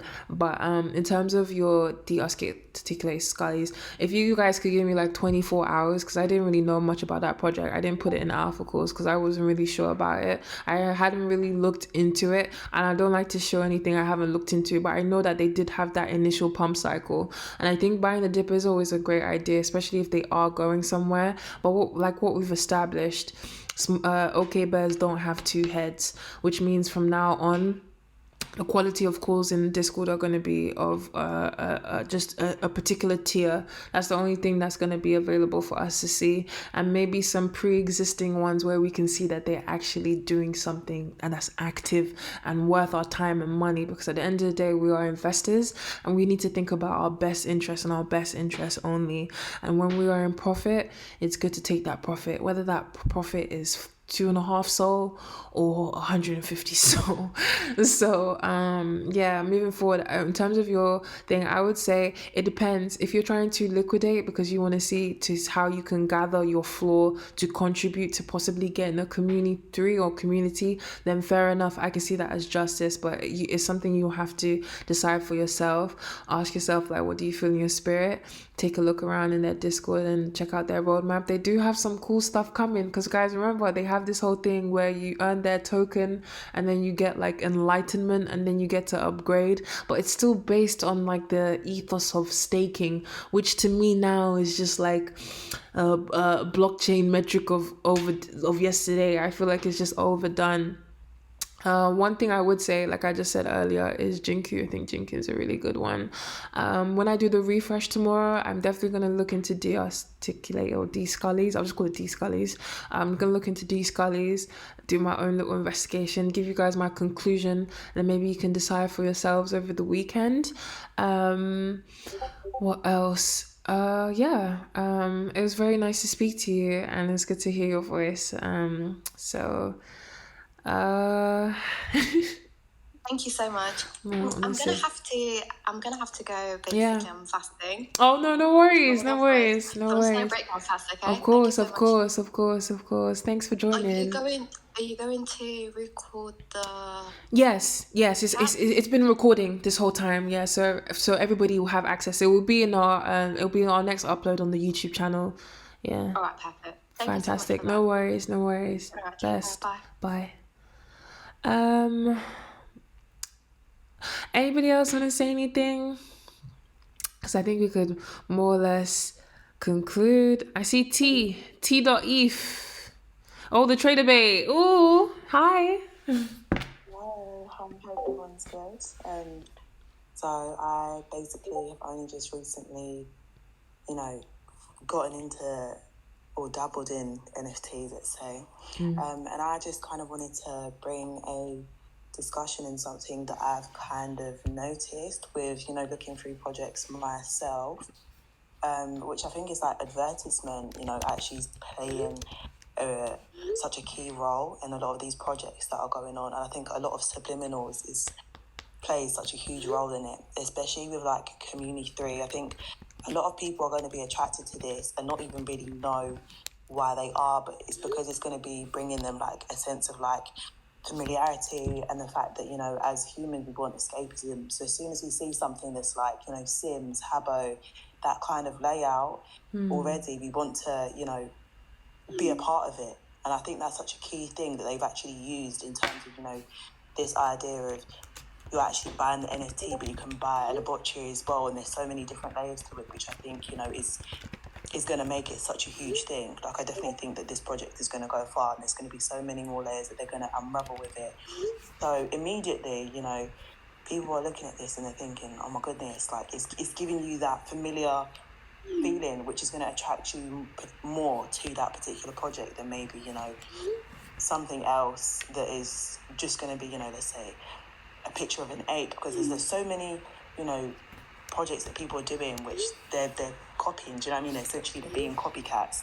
So it's really just trying to see what is differentiating themselves from the current market that's out there. And I think it's that, like I said, that sense of escapism and community, and almost having like this virtual reality that they're playing on with their marketing. No, honestly, that what you said was so cool, because when you just said the whole thing with the Habbo Hotel, you're so right. Who actually played Habbo Hotel? Can we actually talk about that? I played Habbo Hotel, man. I played Habbo Hotel. I played a little bit of IMVU, but that was like IMVU was a bit crazy. I loved the good Sims though as well. And yeah, marketing. Oh my God, marketing is a big deal. There's people that genuinely their job is marketing because it's essential. Marketing, PR, visuals, art, do you know what I mean? Like delivery, guys, is so important. It's so important. And like you said, you literally just hit the nail on the head. Yeah, I mean, everyone's gonna be like, oh shit, those who missed OK Bears, now everyone's gonna be here ready. Smoke. There's gonna be smoke. Oh my God, there's gonna be smoke. I can already see that Magic Eden just catching fire. I can see it catching fire. That's so funny. That is so funny. Seriously. That's the thing that I think is so important with their following. Go to Community 3 on Twitter and you see like how many people are following the project. Yeah, let me drop the Twitter so you guys have it too. Some people may not actually be able to afford the souls to be able to get into the project, but because they actually, they like the design, how it looks, they're gonna follow it anyway. And because of that, they're gonna, talk about with their friends, like how we're doing now. Oh, do you remember Habbo Hotel? Blah blah blah. Have you seen this project? Like literally when I've seen it, it's reminded me of it. They're gonna show some of their friends are going to be able to get involved with the project. And I think in terms of that's how it's probably spreaded so much like already. Do you know what I mean? Obviously, so they had a project prior. Yeah, I will drop all this in the chat actually right now, just so that you guys can also just visually see like what's going on, like who they are as well. The website link is in Alpha Calls as well, so you guys can actually see the whole thing that they've got going on. But yeah. Oh wait, so sorry. Wait, what did I say it was? Yeah, 1,000 soul. I was gonna say I thought I saw 10,000 right now. I was about to say, God damn. All right, if you check, so they're currently selling. It's crazy. Yeah, so if you check it now, because I even saw Soul Big Brain. I've just dropped a link in the NFT Talks chat. I literally saw Soul Big Brain. I think he had one of them, and he swapped it for like the person gave him I can't remember what the trade-off was. Like I think there was a Solana monkey business involved in the trade, like a few other NFTs. Like they value this thing so much, it's crazy. but its utility again is very, very unique. So what is interesting is now they're adding scientists, and what this means is opportunities for others to get into it. But now it's like, what is that cost gonna be? Do you know what I mean? In light of everything that's happened, what is that cost gonna be? That's what's very interesting. So that's why, like I said, I told you guys, I was being transparent, that I'd like to liquidate, I think, a lot of the stuff I have. I'm definitely gonna hold, I've got like, I think 2 smoke heads. I'm gonna hold like 1 smoke head, and just in case. And then I think I'm gonna liquidate like other stuff. I have my creamy friends. I have Jinku, another one that has a very unique utility. I'm gonna drop, okay, so I've dropped that link. I've dropped the website link already, but let me just keep it all in chat so it's uniform. You guys know I love a good website. You know, I get upset when I don't see an NFT project has a website, because to me that's just so fucking lazy. Do you know what I mean? Where you gonna go when you haven't got no website, you ain't got no branding? Who's gonna take you seriously? Why would anybody give you their money? Do you know what I mean? It might be good for a little degen play to ride initial volume, but long term it's just gonna go to zero. That's the truth of the matter. Most projects don't make it out here, so you sell when you can. But yeah, this is something that's gonna make it. That's facts, guys. Like I said, this is fact.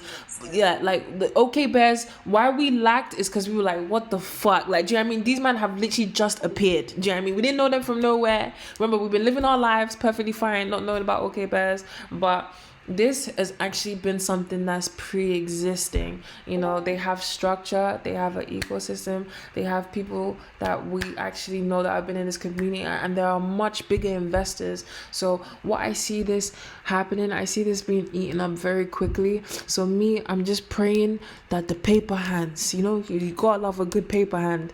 You're just praying for the paper hands that will be there on secondary, just something for us, opportunity, just a window. All we're asking for is a window of opportunity, really. So that is what is going to be the next call. Regardless of what happens, there will be another one, and I promise you that in this Discord we will find it. We will find all the projects that are actually going to be of concrete and substance. We already got Neo out here shilling us with the next NFT projects that are coming out in May. We've got a revamp going on from tomorrow for the next 7 days. So guys, things are happening. You know, things are happening, and we're gonna make it. Seriously, we're gonna make it. So that's the link there. And then also another one that I think had a really unique utility. Remember, I've been talking about Jinky for a long time. I just think, oh shoot, they're really retaining their floor, guys. Remember, they're still under mint price. They had to cut their supply because people didn't buy into it, which is crazy. I can't believe that people didn't buy Jinku yet, but they bought OK Bears. Let me tell you why. Jinku is a Web3 ecosystem for commerce, and it means that it's like it's making it possible for traditional commerce and e-commerces. And you guys know I run an e-commerce. I even make sites for people. So for me, this is amazing. Do you know what I mean? I'd rather get paid in crypto than get paid in what's it called, in coins, or in cash, or pounds, or yen, or euros. I'd rather get paid in crypto. Why? Because I'm not only building up my crypto bag, but it allows me to also spread my assets elsewhere. I can trade my crypto for BTC, to whatever fraction that might be, to ETH, to Solana, to Polygon. Like I said, guys, I'm gonna drop some coins, because the last coin we dropped, the ape coin, it did so well. Like, I see a lot of expectations. A lot of people are happy. So I'm gonna drop some coins of stuff that I think could really be something. You know. Also, yeah. Sorry, I was going to say as well. Key thing, yeah, you see ApeCoin. Like, I think as Nia was saying about coins in terms of them going up and down. So there's this mint coming up, yeah. It's by the people that created Bored Ape Yacht Club. It's Yuga Labs. So the mint is the NFT project is called The Other Siders. No, I think The Other Side. Something like that. If you go on Yuga Labs, or at Yuga, so YUGA Labs, you'll see it. So I think so. Basically, what they're doing, yeah, tomorrow I think is the mint. It's gonna be 2.5 ETH. But the key thing that they're trying to do here is that it's 2.5 ETH in ApeCoin, which is at this present moment 350, I think, ApeCoin. So you can think, okay, you know what? Obviously, if there's going to be a mint tomorrow now, people are going to use ApeCoin to buy it, right? Not ETH. In other words, a lot of people are going to buy ApeCoin, right? Which will mean that the ApeCoin price will go up. So there's ways you can go about it. Like, even if you're not able to participate in the mint, because 350 ApeCoin right now is probably, I think it's about a $5,000 mint, which is a lot. But I still think in the grand scheme of things, the upside is just ridiculous because the hype for this one is massive, you know. And the team behind it, obviously, Bored Ape Yacht Clubs, they're going for 145 ETH right now for one, you know. So everybody believes in them. So if you can't participate in the mint, you can just buy ApeCoin and just ride the wave, you know, and see where you can go. Because like Lyle was saying, even with the whole Jinku thing about the payments and stuff, remember GBP is stagnant. £1 is £1. £1 will also be £1 today, tomorrow, next week. It's not going to change. You know what I'm trying to say? You know, but if you get paid in ETH, for example, or any of these other currencies, ETH goes up and down. You know, but at least your money's not stagnant, right? You know, so if you want to, that's just another thing. It was in the thread that I sent, so please, like I said, read that thread. I think also community free it's like that's definitely profit. I don't, regardless of what your entry is, as long as it's, I guess, below 25 sold, community free is definitely profit. You'll definitely make money. It's just up to you, like what your entry, what you're comfortable with. But another thing you also need to realize is that you can take advantage of the fact that ETH eyes are on Solana right now, guys. Like ETH is big badge, you know. I don't think people realize, like, ETH, people are spending millions on OpenSea every day. And now that's on Solana, where Solana is £70 for one. Fat bags, you know, man. Fat bags. Yeah, £80 for one. You know, so you gotta think like that you can take advantage of this OKBears hype as well. Like, you have to eat somehow, right? So you have to just think of ways you can just take advantage of it. Everybody's looking at Magic Eden right now, you know. So, and community free looks like it could be the next best thing. They've got the same kind of hype as OKBears did in terms of their Discord size, you know. So don't fade, guys. No, seriously, like, we cannot miss this one, you know. Honestly, because there's definitely profit. There's definitely profit to be made there. Well, yeah, that's up to you. Yeah, I literally just want to touch on what Neil was just saying, because I feel like Solana is literally still in its beginning stages. Like, imagine if they were doing what they're doing with NFTs now, when ETH was literally in its beginning stages. Do you know what I mean? So not only are you literally creating and able to like sell digital art, but the actual currency itself is going to increase regardless of, you know, what's going on, because I feel like it's literally going to just go so far. So it's literally one of those double-sided coins where I feel like either way you're still going to win. And for me, that's definitely what differentiates this, because on a normal day-to-day basis, because for me,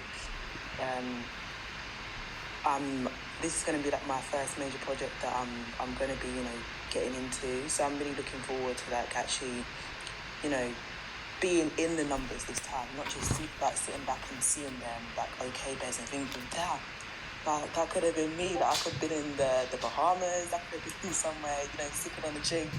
Like, no, like, I'm very determined that, you know, next time I'm going to be in it instead of just a spectator. First off, thank you so much, Neo, for the constant shillings, and also thank you, that Trader Babe, because that was really just a word from both of you. Like, yeah, with Neo, what he touched on in terms of, you see, and you see what's crazy about that, yeah, that's also understanding when a pump is on its way as well, being able to know, because like, for example, things pump based off marketing, things happening around the coin, do you know what I mean? Like, obviously most of us rode the wave from 6 to 30, but that doesn't mean that there aren't going to be other waves of that pump.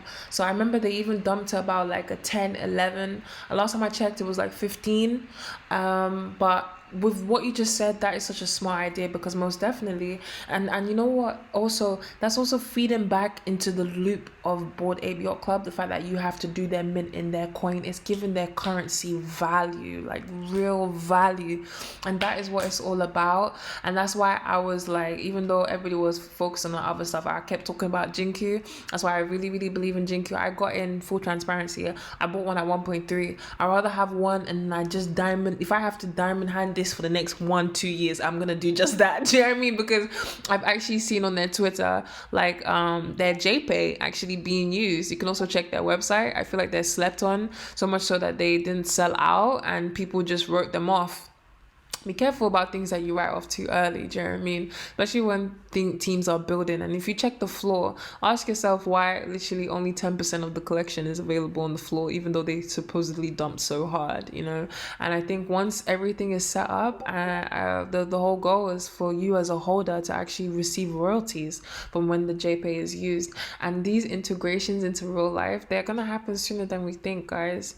They really, really are going to happen sooner than we think. They actually already are happening, to be fair. And that trader babe, that's a word.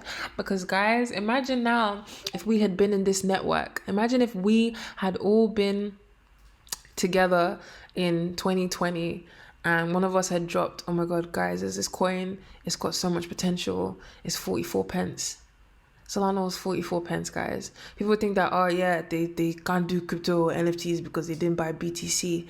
Like, that's the least of our problems. You know what I mean? BTC definitely is projected to hit 100 grand one day. So even buying Bitcoin is never a waste. You know, once we build ourselves there, even buying like just decimals, fractions of the coin is never a waste. But even then, literally Solana in 2020 was, I showed you guys this literally on Coin Market Cap. Always use Coin Market Cap. I'll drop that in the chat as well. It's how you keep track of coins and just see what's going on. I don't know if is this their website? Would they be at IO? Okay, Bez is actually dumping for bloody ones. Like, oh yeah, it's on 120 so. Oh. Yeah.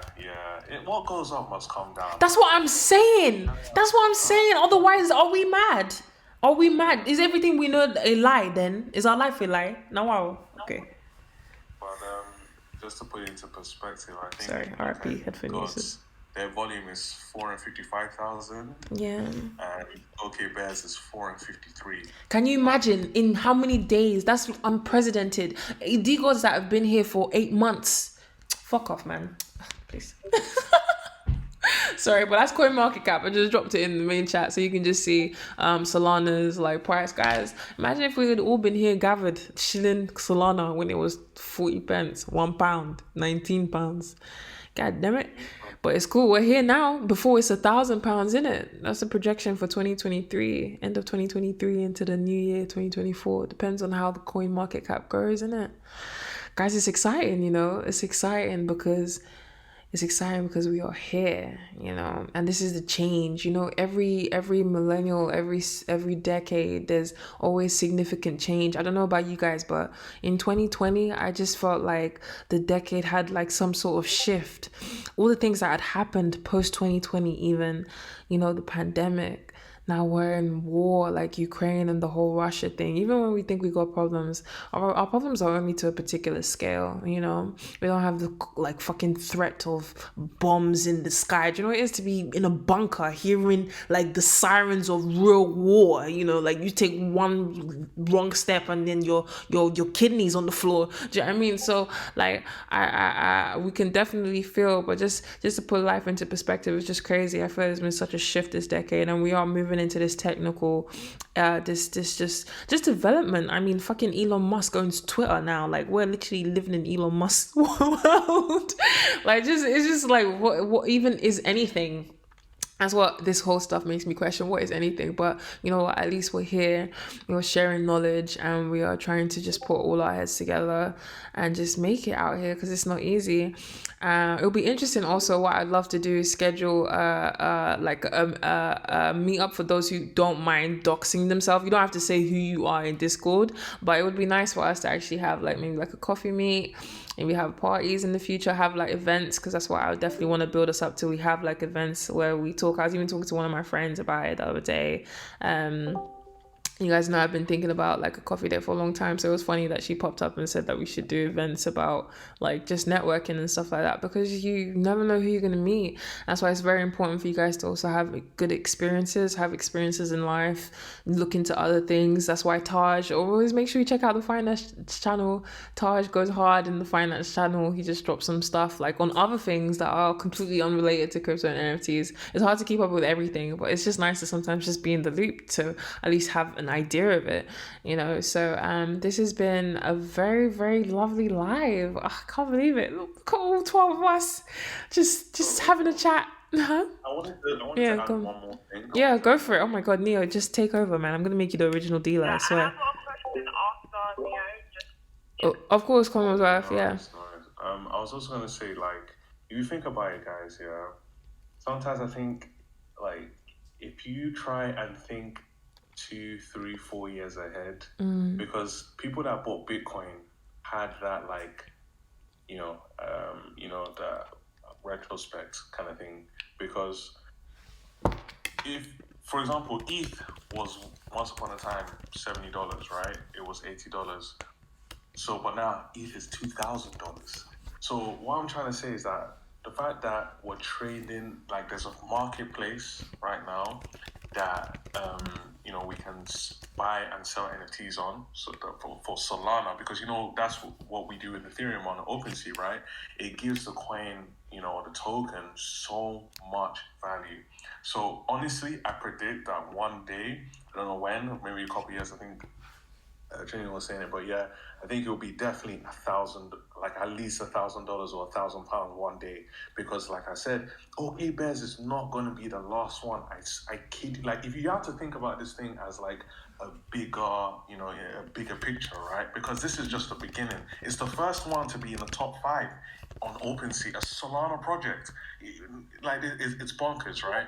So I would say, hold Solana in it, like have like some sort of like vault or some sort of like, just have Solana stacked away, just in case one day, Solana, even if Solana hits £500 and you've got 50 or 60 of it, it's still a lot of money, right? Or even 100 of it, right?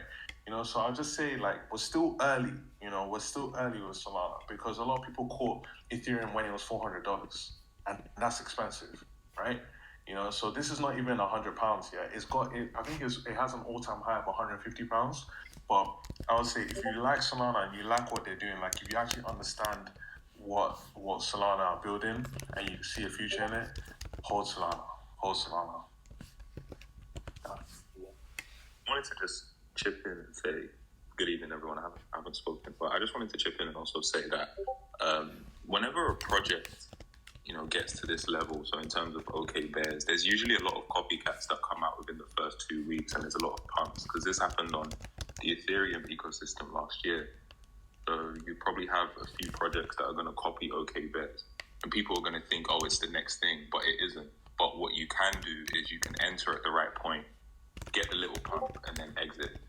So that's another thing to look out for that, I just wanted to share as well. And just overall, when you're trading NFTs, just look at the fundamental, the technology, but the fundamental technology behind what it's actually doing, because 99% of NFTs will go to zero. So, I love the fact that, we're all chilling and everybody's talking about pumps, but just keep your feet firmly on the ground and understand that 99% of these projects will go to zero, and the ones that will remain are the ones that focus on the core fundamentals and the technology behind NFTs, because this is a revolutionary technology that a lot of people aren't focusing on. So when you focus on the technology and you don't really, a lot of projects they're just slapping NFT in front of it, and they're not actually thinking of the actual fundamentals behind it. So the Bored Ape ecosystem that I think it's Neo. Yeah, Neo that was speaking about, the Yuga Labs ecosystem. They started off as the apes, and then what they were able to do is they were able to create more value with the mutant apes and more value with the kennel apes, and now with the other side, land, and they're building an entire metaverse. So look at projects that are looking to build ecosystems and also create a wheel of commerce that are doing real things in the real world, because it's also about linking the digital to the physical. But yeah, that's just what I wanted to say. Well said. Well said. No, seriously, yeah, sorry. You need to speak more, man. No, seriously, yeah. Nice. I'm so glad I'm recording this for everybody that unfortunately couldn't make it tonight, because obviously, like, what real life sometimes gets in the way. But honestly, from Neo and from I'm just gonna call you T.ETH That was fantastic delivery. Literally, that's why I was literally just talking about why I haven't slept on Jinku, just about that whole JPay, because I find that very interesting to have like some sort of multi-chain crypto payment gateway that can revolutionize how we just adopt cryptocurrency for e-commerce and traditional commerce, because that also relates to my real life. That would make my life easier, and I would rather accept crypto on my e-commerce site than I would pounds or anything like that. You know what I mean? Just normal traditional things that I'm used to. I would rather accept it into crypto, into a wallet. That's my own. But yeah, like that whole thing, that the whole building of something that is actually of substance and is actually concrete and actually in a way makes things like I don't know, because like even with the whole shilling that Neo's just dropped about the Yugi Labs and what they're doing, it's fantastic work, and you have to give credit where it's due. And like T.Eve said, in terms of like just that real world integration, it's important, because this is what it boils down to, is in why should this thing have value? You know, what around it gives it value? And I think he's right. A lot of NFT projects are literally just noise, and they are great for like some pumps and some dumps in it if you can ride that wave. But in terms of like long-term longevity, something that you're getting into that actually offers substance and something real, and then that can actually be what one would call a blue chip.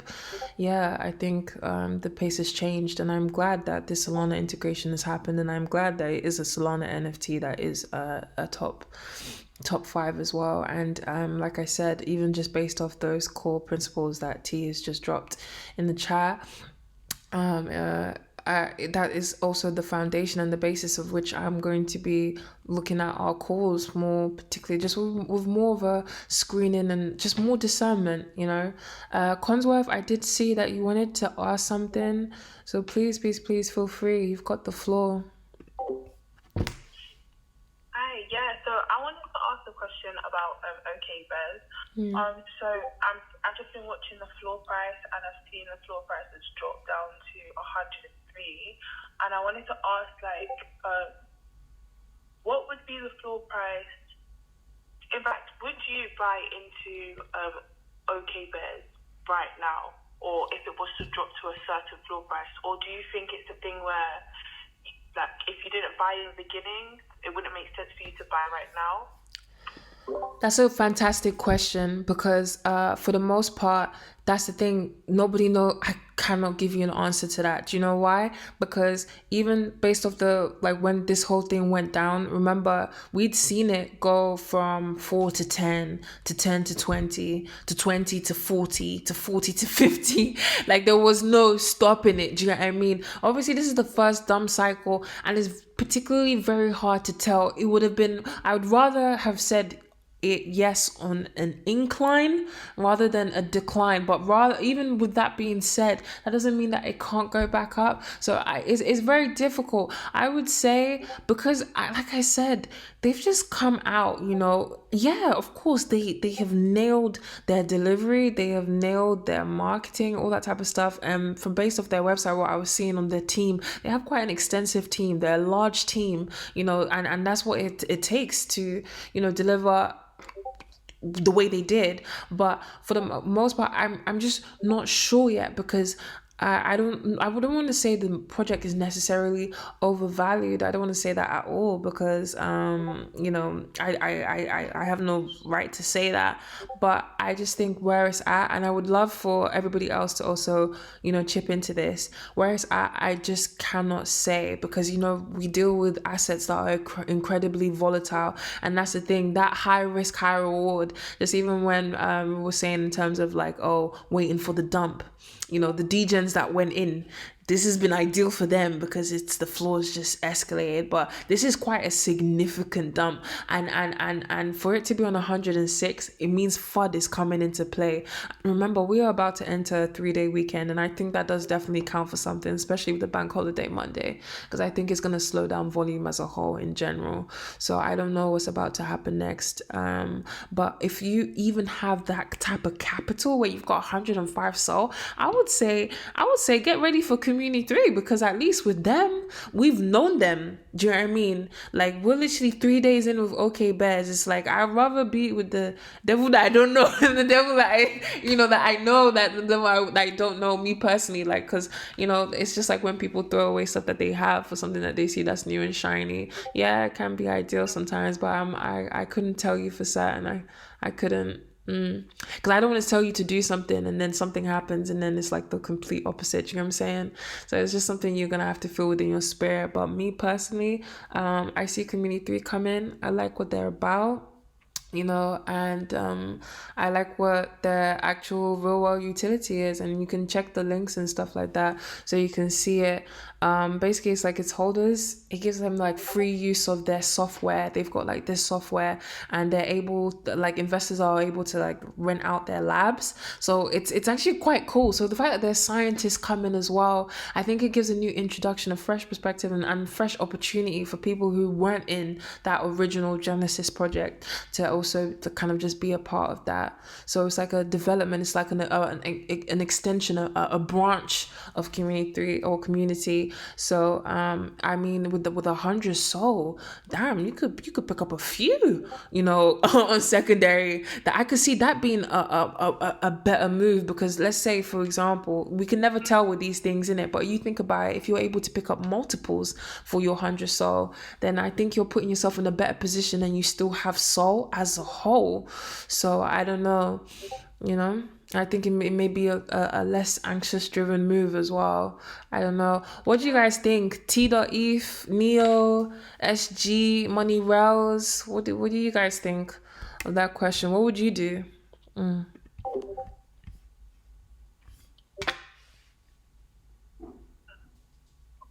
really touch it, to be honest. Just from an investor's standpoint, in terms of where it's gotten to, I think I would have to see more signs of what the team could do.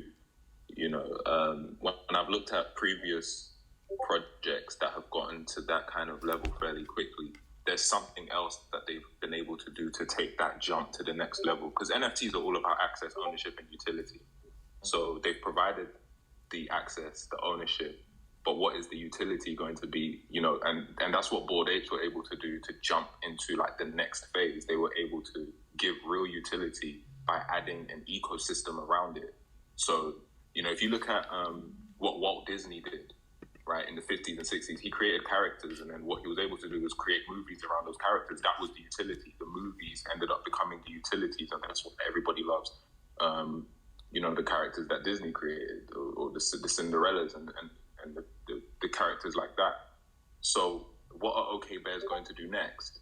It's not just about what's on their roadmap. What are they going to execute? Has the team executed before? Can they execute? And then when they do execute, that's when you then enter quickly, because then you trust the team. But right now, I wouldn't touch it, to be honest. But that's just me. Yeah, I agree. This is not investment advice. That disclaimer.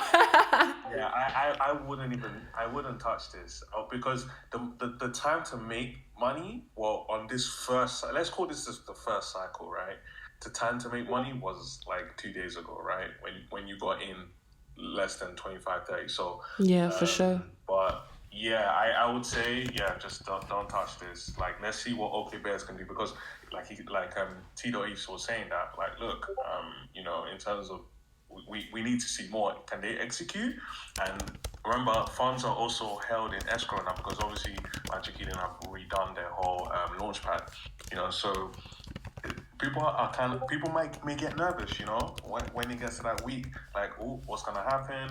These could be actors. We have no bloody clue, because obviously the amount of money that's been made here has been crazy, but that's the problem with too much growth, I think, as well. It's literally, it's not even a week old, and the growth is just insane. It's taken over everybody. Everybody's liquid from every project, So I think, yeah, I'll say wait and see, like, what they'll announce. That Discord announcement and how they execute will determine what will happen, whether they'll hit 200 soul and above. But if it doesn't go to plan, then I think, yeah, we could see this at 70, 60, which I think is the real value, because it's overinflated right now, in my opinion.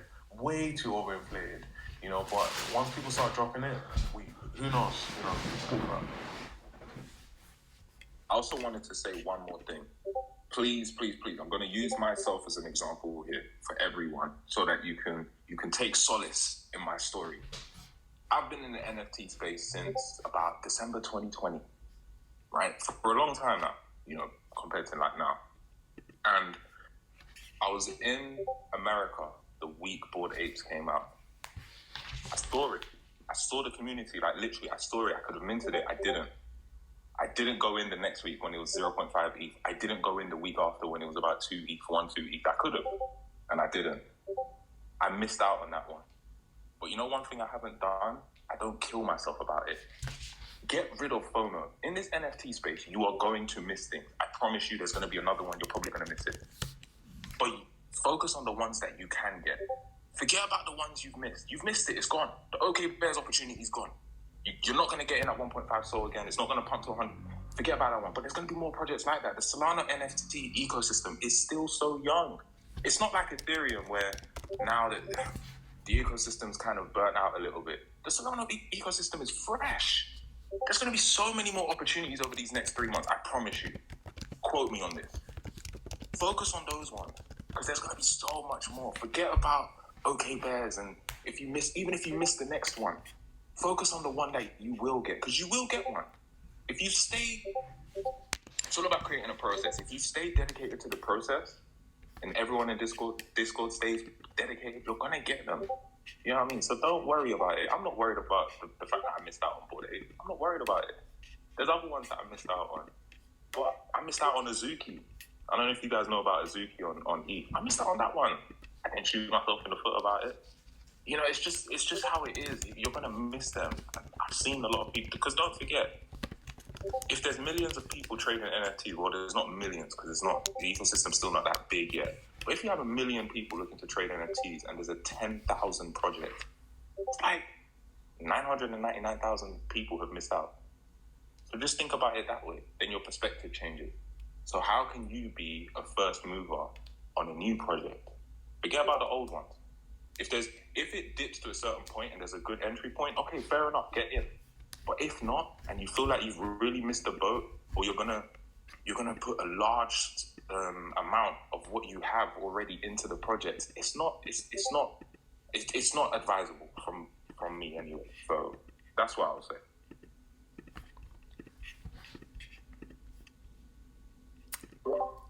Hi guys. T.E, thank you for that. That was really nice. Your input today has been amazing. It would be nice to hear from you more often as well. And oh my gosh, guys, I don't know about you guys, but I've really enjoyed this session. I feel like we could literally talk into the evening.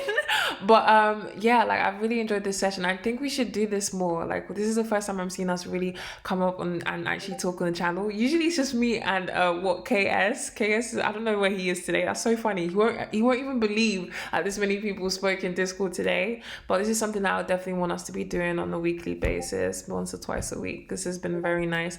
Consworth, did that answer just your question? How you're feeling? Like how are you? You okay? Yeah, so basically, wait, am I on mute? You're not, yeah. Oh, we can hear you. So basically, I woke up today and I saw that OK Bears was on 109. And then I was thinking, should I buy in at 109? So I wanted to, but I wanted to wait a bit. But then, next minute, I went and looked back at the floor price and it was at 182. And I was kind of kicking myself. And I thought, if I bought in at 109, then I would have made, whatever X. But after hearing the explanation, like the fact that there will always be another project that will blow or mute. It's like it might be a missed opportunity, but another opportunity will arise. So I shouldn't really kick myself because there will always be another NFT project. So that's why I'm just gonna chill and wait for the next one. And you've already showed community 3. Yeah, so yeah. I'll just look at that and I'll just keep my soul, and then it gives me the opportunity to buy a lot more in one project than just in OK Bears. So I'm good. Thank you for all of that. Definitely helped. Oh, I'm so glad. So thank you to T.Eve and thank you to Neo and also thank you to you, Consola, for also just sharing that because it's very real, isn't it? It's the FOMO. It makes you think like, oh my God, like if I don't get this, well, my heart, do you know what I mean? And some of our principles, some principles I've heard from like, expert NFT traders, some rule of thumbs: never trading based off emotion, never chasing the market per se, do you know what I mean? Recognizing bear traps, bull traps, that stuff like that, like just different things. But sometimes there are things that just break the anomaly. They break stuff that we don't even understand, and it just is where it is. But one thing we've established, one thing that T has reminded us of, one thing that Neil has reminded us of, is that there is always something going. There's so much opportunity. My mom always used to tell me when I was younger, don't be too fixated looking at one closed door when there could be so many open doors. Do you know what I mean? So I think that's where we are at now, just as a Discord as well. Like I said, we're definitely going to schedule 2nd of May. If this is something you guys want to go, do your fair due diligence, see how you feel about it. If you've got a good feeling, then maybe join us on the 2nd of May for the min. But I've got a really good feeling, and I'm excited for us just as a whole, and all the good things that are coming as well. And it's so great to see the type of minds we have in here and how everybody's so different and so unique and still just so well learned and just in what you're doing. So guys, I'm just I'm taken aback. This has been such an amazing life. I could actually cry because usually you guys know I'll be begging people to talk. So this is taking me by surprise. I'm so happy. Does anybody have anything they want to say? Anything on your mind, anything on your chest, feel free to just unmute your mic. If not, I guess we could probably call it a night. I could let you guys get on. It's a Friday night. Don't know if you guys are heading off somewhere or you're going somewhere with your family for the weekend, whatever it may be. But yeah, if anyone's got anything else, please feel free to have the floor. I see to you. I keep seeing you typing. It's your time to unmute your mic.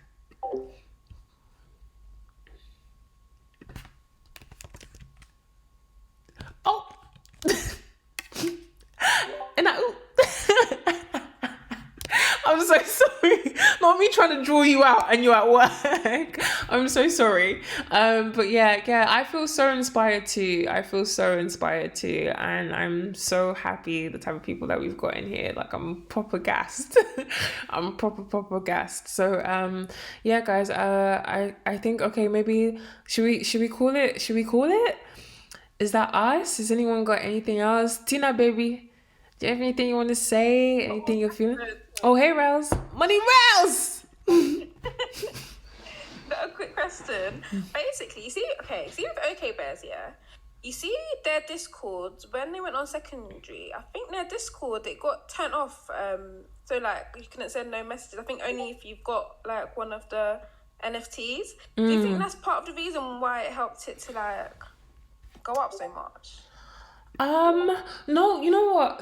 I wouldn't say not necessarily. I think, like for example, it's just because it's controlling the amount of volume. Because imagine everybody seeing what's going on with OK Bear, so everyone wants to talk. Because even naturally, sometimes you're in Discords and you have channels. If there is a lot of people, you even have a time limit. Like if you say something, you might be muted for like 20 seconds or a minute. Do you know what I mean? So I think it's just to control, like, because remember when even like previous mints that have happened where they've been like really popular, how like the Discord will be flying, you'll see loads of people putting in reactions and stuff like that. So I think it was just to control like just the influx. But I think mostly what'd you say? It's still off now. Oh, fair enough. Then I think they've made it that whole exclusive thing now. Now it's an exclusivity thing, so definitely. But I think marketing was the main thing, and I think exclusivity now as well, because at the end of the day, buying is a bit. The window of entry for it now is a bit difficult. But like we said, even like T said, literally now it's about execution. Like, what is the project gonna do? And even at that, like I was put it in the chat. Like even if they do execute and they do all these things, I wonder what is the level of expectations for OK Bears now. That's very interesting. And we're going to see that play out. But anyway, also in the meantime, as we are seeing the market as a whole, because we kind of survey as a whole, we will be looking at like, okay, what is that thing? What is going to be all our individuals? Like, what is our individual move going to be? Just like T said for us. Like, I mean, that was quite a story to swallow with the Bored Ape Yacht Clubs and the Azukis, but it's the reality, you know. And like even when I was saying earlier why I don't even grind for whitelist, because you know I've been in situations where I've grinded for whitelist, paid for art, shit, the project doesn't even make it to secondary. So me, like I'm a secondary babe. That's what I show. I'm a secondary babe. I see something on secondary, I'm like okay, so now it's actually made it here for starters, and now it's like okay, so what's next? But yeah, like you know, it's very difficult to keep up with stuff, and there are only a few diamonds in the rough. Like for the most part, like you said, 99% of projects are gonna go to zero. I say don't marry your bags, all that type of stuff. So it's like it's just what we do, innit? It's what comes with the job. But I mean, when it does work, I think it's quite rewarding as well. But yeah, that was a great question. Thanks, Rose. Anybody else? Tina, do you have anything on your mind? Any question? How are you getting on? I think you're the only one we haven't really heard from. Can got the floor. you all hear me? Yeah, I can hear you. So I was out of the Discord for a couple of days, so I actually missed the whole OK Bears thing. And actually on that day I came home late, so I wasn't even able to snipe secondary because I went and looked and it was already on like 12 souls. So I said like, nah, I just missed it. So yeah, so I've been chilling. I haven't bought any new NFTs. I'm just thinking of holding and seeing where it goes.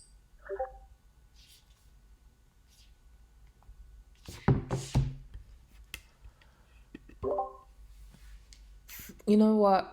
I'm glad that you've just shared that, because like even just back to what everyone's kind of been saying today, like it's so hard to keep up. You know, we've also got real life. You got so many things you juggle. I can imagine, you know, you juggle work, some of us are juggling education, you know, hobbies, like some of us may be, you know, into sports, into art, into just different types of things. So we've got so much going on already, which is why it's nice that we have this Discord going on, because it just helped kind of like tune the noise.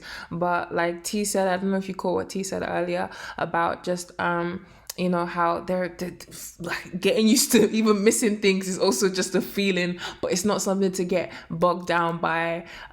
It's not something to get bogged down by at all, because it's going to be the next thing as well. So but the most important thing is that you're here. I know that you are, you know, fairly new to the space as well, which is great, and you've got something, so that we've got so many things to really be grateful for, and just progress in it. A lot of people have come in here not having known about NFTs at all to actually having a bit of a portfolio. So I think that's something to really be proud of and really just celebrate one another for as well, and just also count our wins. It's so easy to count our losses, but it's so difficult to actually big ourselves up. So definitely it's good to hear from you, Tina, as well, because I actually haven't really heard or spoken to you before. So it's really good to hear from you. Taj, you unmuted your mic. You got something to say? Feel free to have the floor.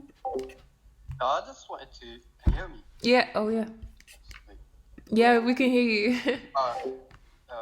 Yeah, I just wanted to know like where people think like the NFT like scene is gonna go like long term, like the next like 5 years, 10 years. Do they still think it's gonna be relevant? Because I'm more like in terms of investments, I'm more like traditional, should we say, like crypto and stuff like that. I'm fairly new to. Like I've only recently looked at crypto the last like year or so, and NFTs I'm quite new to it as well. So I just wanted to see where people think it can go.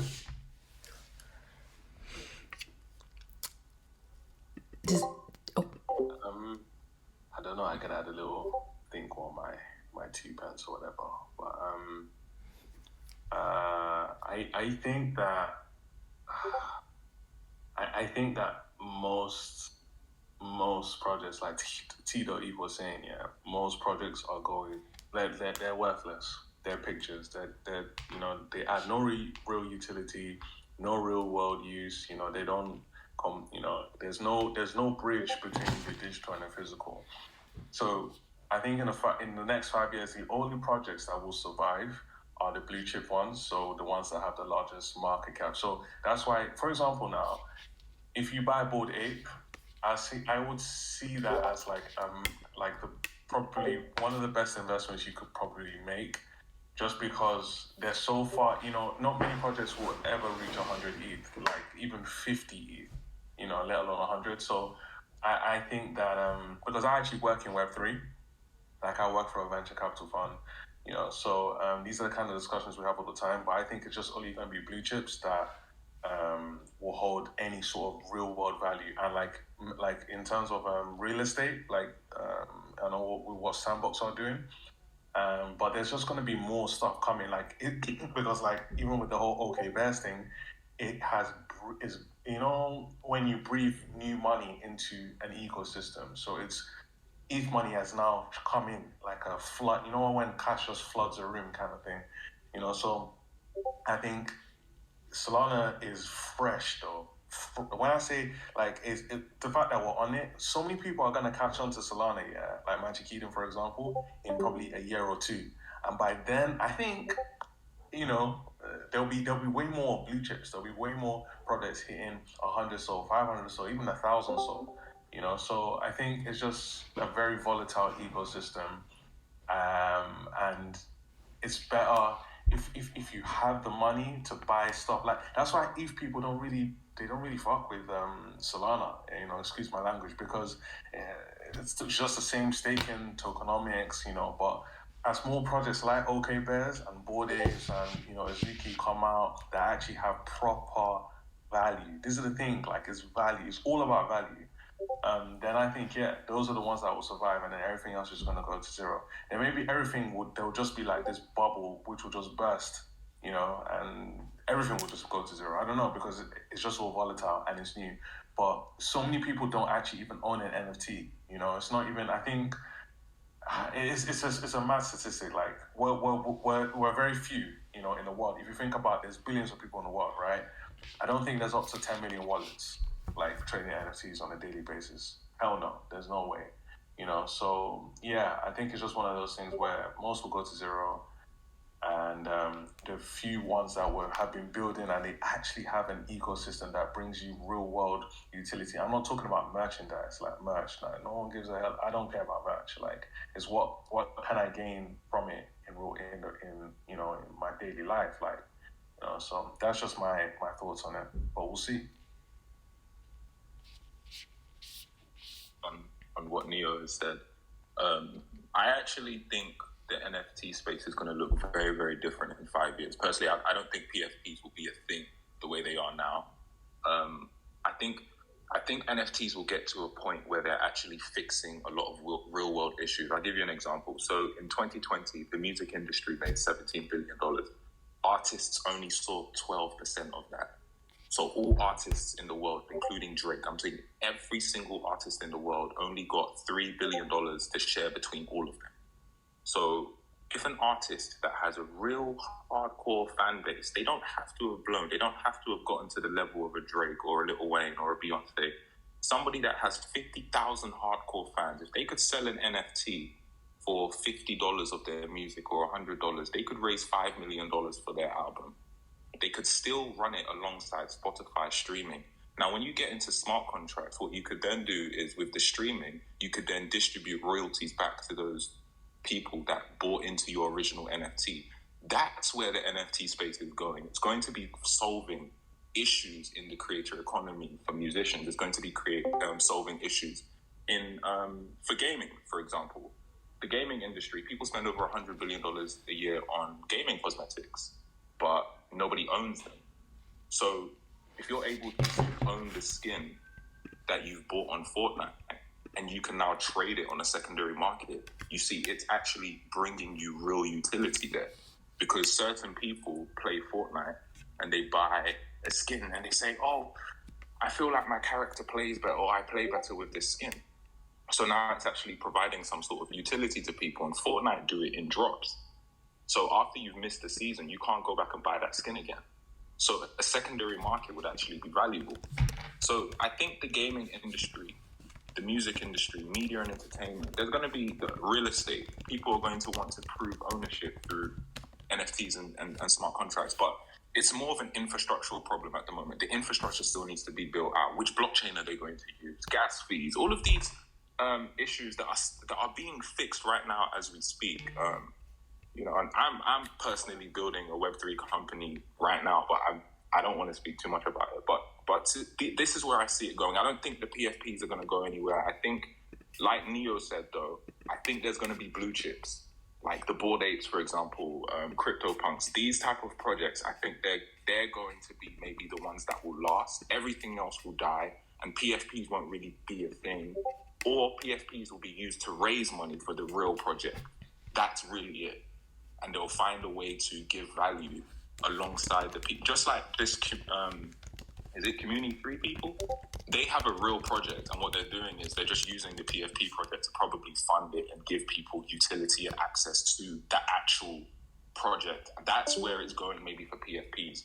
But I think long term, it's not even going to be a PFP thing. Let me just quickly add to what you're saying as well, Tito Eve. I completely agree with you.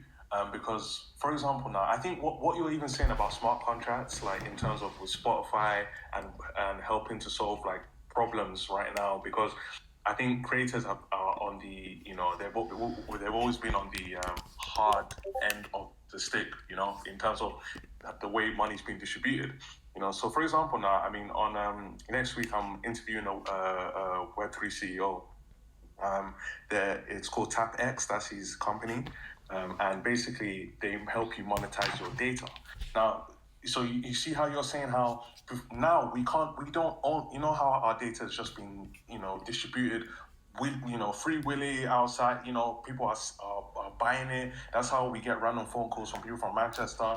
You're thinking, how did this person get my number? Do you get what I'm trying to say? But now with this company, they're now trying to see how they can allow, you know, give the power back to people that actually have the data, so you can actually monetize your data, which is like mind-blowing to me, you know. So I think what you're saying is true, and it's already happening now. Like, I mean, in terms of Web3 startups are trying to solve these problems, you know, in terms of, you know, that disconnect from user and what do you call it again, like a business, you know. So even there's another a case where there's this African startup, Zimbizi.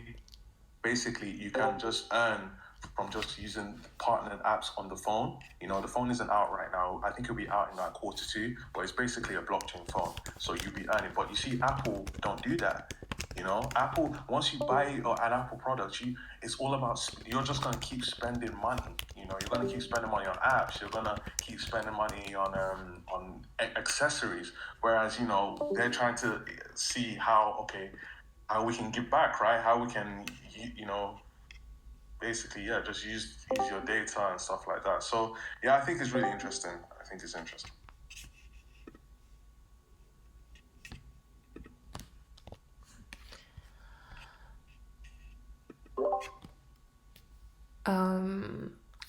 You guys were just in a flow. Sorry, I was trying to help someone in the main chat. I don't know why. Is anybody else having sound problems? Sorry, complete side note. Sorry, is anybody else having sound problems? Can everyone hear each other okay? I don't know. I'm fine. Okay, you guys, okay, so other people can hear, I don't know, okay, maybe I'll just solve that with that person individually then. But yeah, what you guys just touched on is a big deal. And even when you think about it, like, I think the core of NFTs was really just about like the ownership, you know, having something that's genuinely a non-fungible token whereby, you know, you can't question. There's only one person. It's like, you know, like one person can actually own this thing. It's only pertaining to one address, you know, one wallet. Do you know what I mean? We need to link. Oh yeah, 100%. Damn. I think you two would get along. You guys have just been bouncing off each other like the whole thing, which is why I was thinking about having a coffee meet. You know, I know, you know, sometimes we want to keep like just be anonymous, but I mean, as a community that's growing, you don't have to say what your Discord name is or anything. But it'd be nice for us to also have just a coffee, meet each other and just talking in a real space, because I think this has been so great. And I think this has been great as well because I think it's expanded everybody's mind, whereby we can see the bigger picture. It's always about a bigger picture mentality all the time. Like, what is more to this? And remember, like, initially, this is why there was NFTs and how it was about artists actually being able to have ownership for their stuff. It's scary what they do to musicians and artists. It's scary how much it will cost someone to, have their work presented in an art gallery, how much the art gallery will take from them. It's scary how much people have signed away their life, really, in music contracts, signed away their entire life in some sort of 360 deal, whereby they don't ever see their money. They're just like, I don't know, like paid to them. It was very weird. And initially, it was to kind of give back that ownership. But obviously, people see that money is being tossed. And it's that excitement, isn't it? That excitement of being able to just like flip money online. But for the most part, the original core of it was to have like real ownership. That was the big appeal as well. And yeah, there are real estate projects, metaverse type projects, things that are even wanting to integrate with VR, augmented reality as well, which is why I'm really big on doodle rooms. T.Eve, have you heard of doodle rooms, by the way? I would love to hear what your opinion is on them, because for me, I've been seeing them build for a long time now, and even in their roadmap, they're meant to go live on Decentraland. I know a lot of eyes are on Sandbox because of what they've been building and all, but I know that they have literally spent 65 ETH on their plot for like Decentraland. So I'm quite interested to see what this project does later on this year as well. So I wonder if you guys have heard of that. I will put some stuff to it in the Discord as well. But yeah, that's me. Oh, by the way, anyone that's just come in, it's okay. I've been recording the whole session. This has been such a fantastic session. I might have to make us an additional logo, because I've got someone to be making our logo. I can't wait for me to drop it in announcements. I might have to make us like a little podcast logo, because this has just been really awesome. It's felt like we've just had a podcast together. But yeah, anyone can have the floor. Feel free. Oh, sorry. I was even gonna say, like, it'll be interesting to hear everybody's thoughts on this. Like, what do you guys think will come after, like, cryptocurrency? Like cryptocurrency, NFTs. Like, I mean, within this decade, do you think there's going to be anything after that? And also, like, what other types of investments and, in terms of trading, basically investments, what other types of things are you guys also into? Because, I think somebody was saying that they're into Forex. Is it Forex? Yeah, I think I heard that. But yeah, it'll be good to just share, like, different things, because obviously crypto is so volatile. So it'll just be interesting to hear what other people are into. Yeah, because remember, Taj even started this conversation. Yeah, he's the one that was asking about, he's more traditional. So Taj, this is you in the finance channel shilling. Yeah, I've done Forex and stuff. Like, I started doing that like when I was in college, I think it was. And then I got into like properties and then stocks and stuff as well. So that's where my like main like investments are, is in stocks and properties. And then only recently I've started looking at crypto and now NFTs. Okay, what type of stocks? Like, is it traditional ones? Like, So yes, I've got some dividend stocks, so they'll pay either every month. So I've got a couple stocks that pay every month. The Realty Income and then Stag Industrials. They pay dividends every month, and then I've got a couple other stocks. They pay every quarter, and then I've got some like what do you call them? They've got high growth potential. They don't pay any dividends, so you'll make your money from when the company grows. So I've got a couple of stocks in them, so like solar energy and stuff like that. And then obviously real estate as well.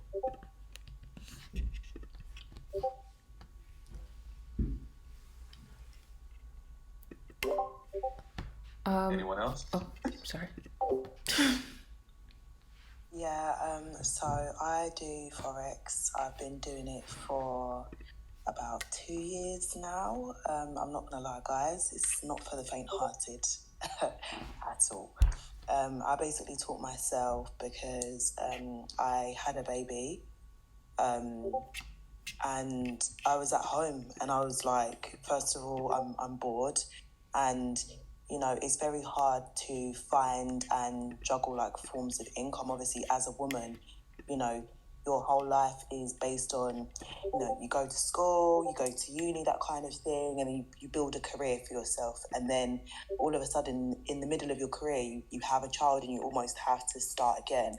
So I just decided, no way. There's definitely a way that I can find something, you know, to sustain myself, especially in the middle of a pandemic as well, because I had my son November 2019, so just after that we went into a pandemic. So even if I wanted to get a job, it just wasn't a convenient time, if that makes sense. So I just said, you know what, I've got all this time, I'm literally at home, let me just learn. And I literally went on YouTube, I went on WikiHow, I went on Reddit, and I just, you know, found out so much information, not only just on, you know, Forex itself. I mainly trade gold and NAS 100. They've got the most volatility that I like, and you can kind of make more money per pip or point in comparison with other currencies that are on the stock. But I actually learned a lot about, you know, investments in terms of long-term investments. So, you know, where to actually put your savings. Instead of, you know, just having them in the bank, what other alternatives there are.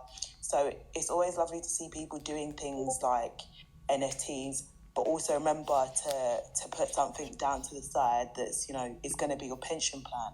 Because at the end of the day, we all need something that, you know, when we're in our 60s and we want to just jet off and live a good life, you know, we still have something there.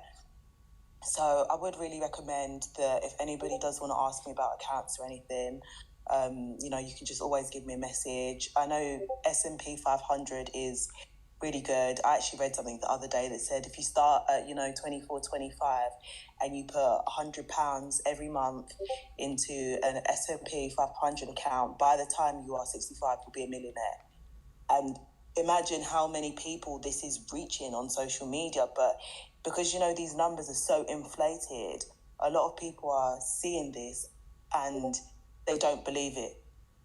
Same with NFTs. People see the numbers in it, but they're like, the numbers are so exaggerated, they're almost so unbelievable that people actually don't believe that it's reality. So they don't even want to give it a chance. Do you know what I mean? Because to them, oh, it's just another scam, it's another pyramid scheme. This is without really actually taking the chance to see what it's all about. And I think that's why it's good when you come to a community with, you know, with people who are, we're joined by NFTs, but we all do such different things, because it can actually take you down so many other avenues. And this person may have, you know, information on something you've wanted to know about for a while, and somebody else has got something else. And it just means that actually together we can just, you know, generate generational wealth. Same difference. And It's now do you 10 know what I o'clock. mean? We So can really change our lives, for sure. What's the real reason? I called you. Call me once. Do you use prop firms Call me for your once. Forex thing? No, so currently I don't use prop firms. So what now? I As in, trade we're with not going, my own we're money, not my own having account, late and I night do ice cream from investments Tesco. for other people as well. But I would highly recommend prop firms. Oh, you're off Only somewhere. thing with them that I think a lot of people So you never had time for me anyway, okay, then. so just for everybody who doesn't do Forex, I'll explain. So a prop firm What are you is talking? essentially a What company are you talking about? who, Literally, give you like, an you know initial what it challenge is? as such, which, you know, maybe It's not an argument. 10 days. It's not argument at all. It's only. Bolaji, it's 33 minutes now. No, wow. And I even texted you back. I said, "Have you left?" I just said my phone died. £100,000, £200,000, there is a certain criteria you would have to meet. So let's say I was looking for a £10,000 Bolaji, account. I'm so sorry. Basically, like, I'm just literally hosting a meeting. Like, I'm just the host, but obviously, you know, like, I've been trying to juggle like 5 tasks. Every time I want to call you, then it's like someone is talking and they're talking to me, and then I have to mute it, and then I have to help someone connect their mic. So I'm just like, constraints. You definitely have to be disciplined.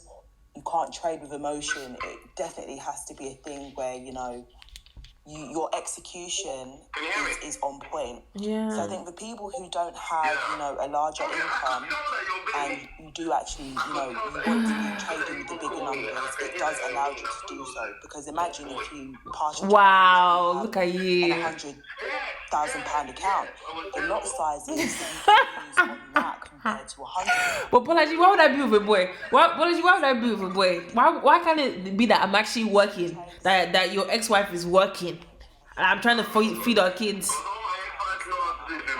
Wow. It's you that is probably going to remarry. You're going to go and link one next girl, and she's just ugly. She just got a big bum, but she's ugly. So go and enjoy her. Top firms are good. Okay.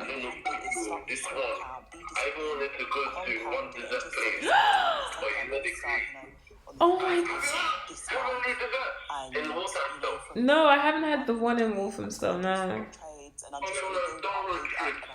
Okay, you know what? We can do that. We just need to let's pick a day that where it's actually gonna be warm, so we can't be getting brain freeze because it's cold though. Well, I can't lie. Even when I was thinking, this when I told you let's have ice cream. I was in Greece, so when I was saying that. Okay, I did this weekend. I did today and I did small of tomorrow, but then from there I don't appear. Okay. Well, I did for house, Sha. I did for house. What do you want to do? Wait 1 second. I do. I don't mind. I mean, I did for house, Sha. So I don't know if I should just sleep after. I mean, like, I don't know. It's up to you. To be honest, I'm even still wearing my gym uniform. That's how you know I've been working all day. But you know what time I start my day? I start my day at 4:30. I start my day at 4:30.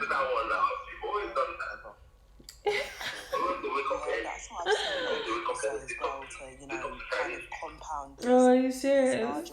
Are you serious? Everything in my life has to just come back down to just these my chinko eyes. Everybody just be miss. Oh.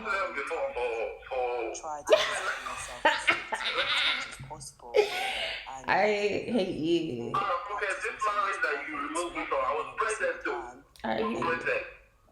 You were very present. I can't lie. I have to give credit where it's due. Where does your boy live anyway? Oh, perfect. Oh, alright. Well, give me a ring, innit? Give me a ring.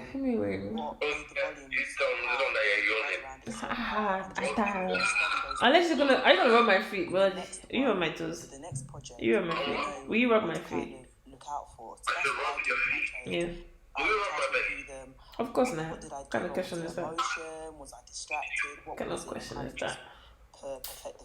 No, you just call me Sha, because I know what you like. Don't call me first. Okay.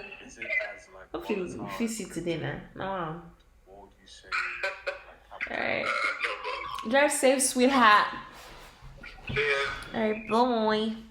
I would say yes and no, because so I use MT4 MetaTrader. It depends on what you trade. So your normal currencies, so let's say the euro to US dollar conversion, let's say you're trading that, the volatility and, you know, what I would say is, you know, the pence or the pounds per pip you're going to make is a lot less. There's a lot less risk on that, if that makes sense. So let's say you were starting, I honestly could say you could start with an £100 account, because trading on a lot size of 0.01, that's essentially 1 pence. So your risk is very, very minimal.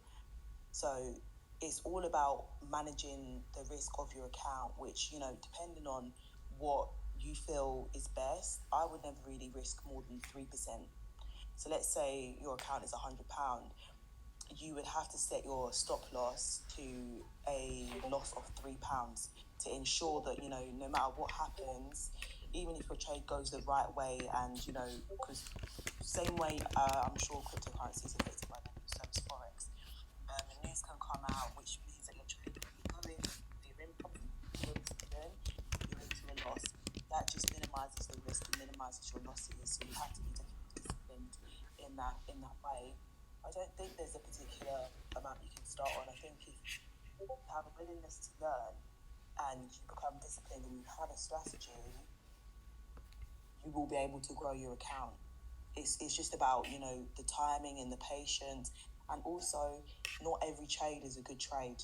I know cryptocurrency, I'm not too much into it myself. I've actually spoken to people about wanting to learn.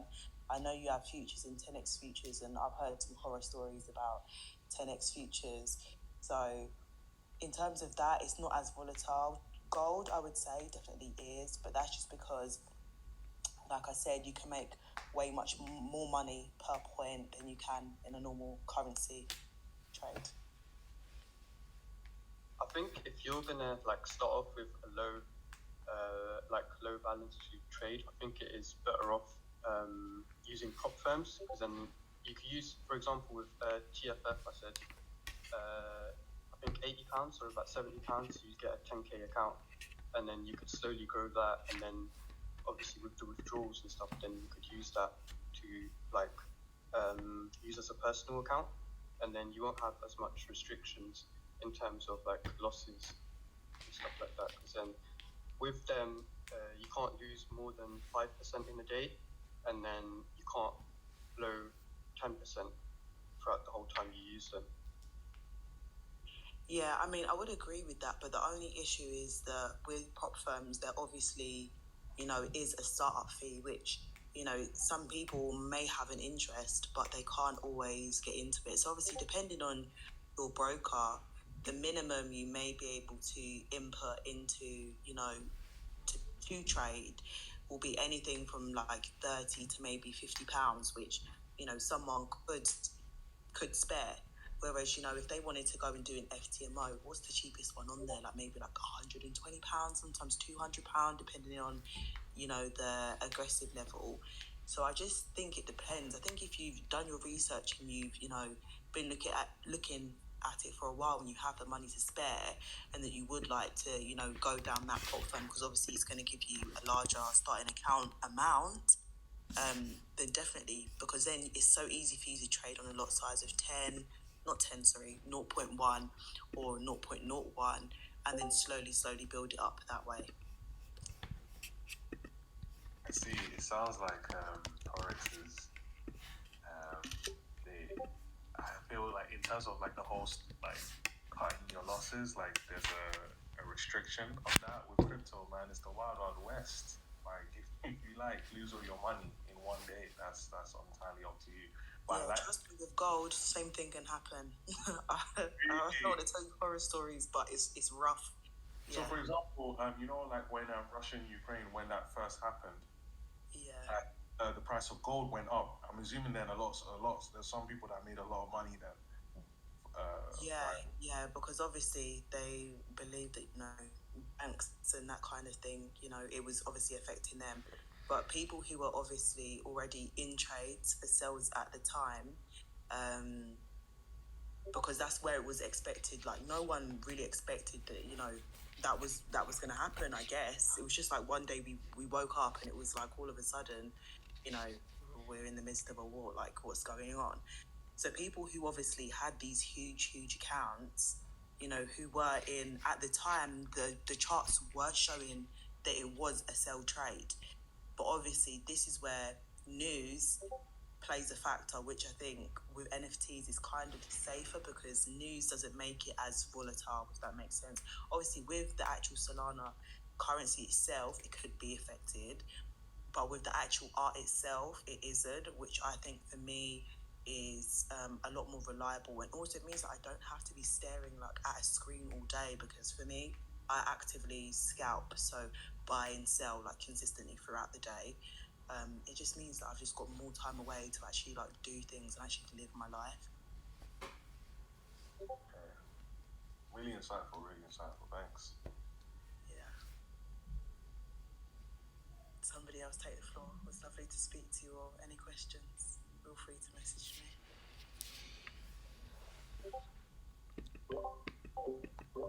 Wow, guys, this has been amazing. This has been really amazing. I was trying to like put little definitions and diagrams in the chat to keep up with everybody, and it's been so nice to hear from everyone. Really, I think the only person. Okay, this is gonna probably conclude our stream. I can't believe we've been here this long, but I've been so happy. I've recorded all of this as well. I hope you guys are okay with that. I wouldn't want to record anybody without their consent. If there's any issue, please let me know via DM or anything. But it will be on the Art Dealerz channel, and it's just for anybody who wasn't able to attend, just so that they can also have a chance to feel like they had been there. Pain FX, you're the only person I have not heard from. Is there anything you'd like to say, ask, shill, share, just before we all head out? Feel free to have the floor. There's nothing really on that to share. I'm just really grateful you created this group. I joined like 2 days ago, and I'm really excited for what you guys have in store. And that's about it to me, bro. Oh, well, thank you very much. It's honestly my pleasure, guys. This has been, I honestly, like just speak from my heart. I never, you know when you think that, oh yeah, let me make a Discord, because I'd been in a few Discords and I was like, wow, you can really get a flow and get to meet people and build a network. And I feel like reasons why I'd missed things before is because I just wasn't in the right spaces and I didn't know the right people. And God has just like put people in my life that, like, oh my God, you guys can see from the people who are in here, from their different experiences, even having Taj in here, who is a traditional type of guy, to those who are us on here being DJs, how we're actually just bouncing off each other, flowing. We have people who are doing Forex, trading other types of assets.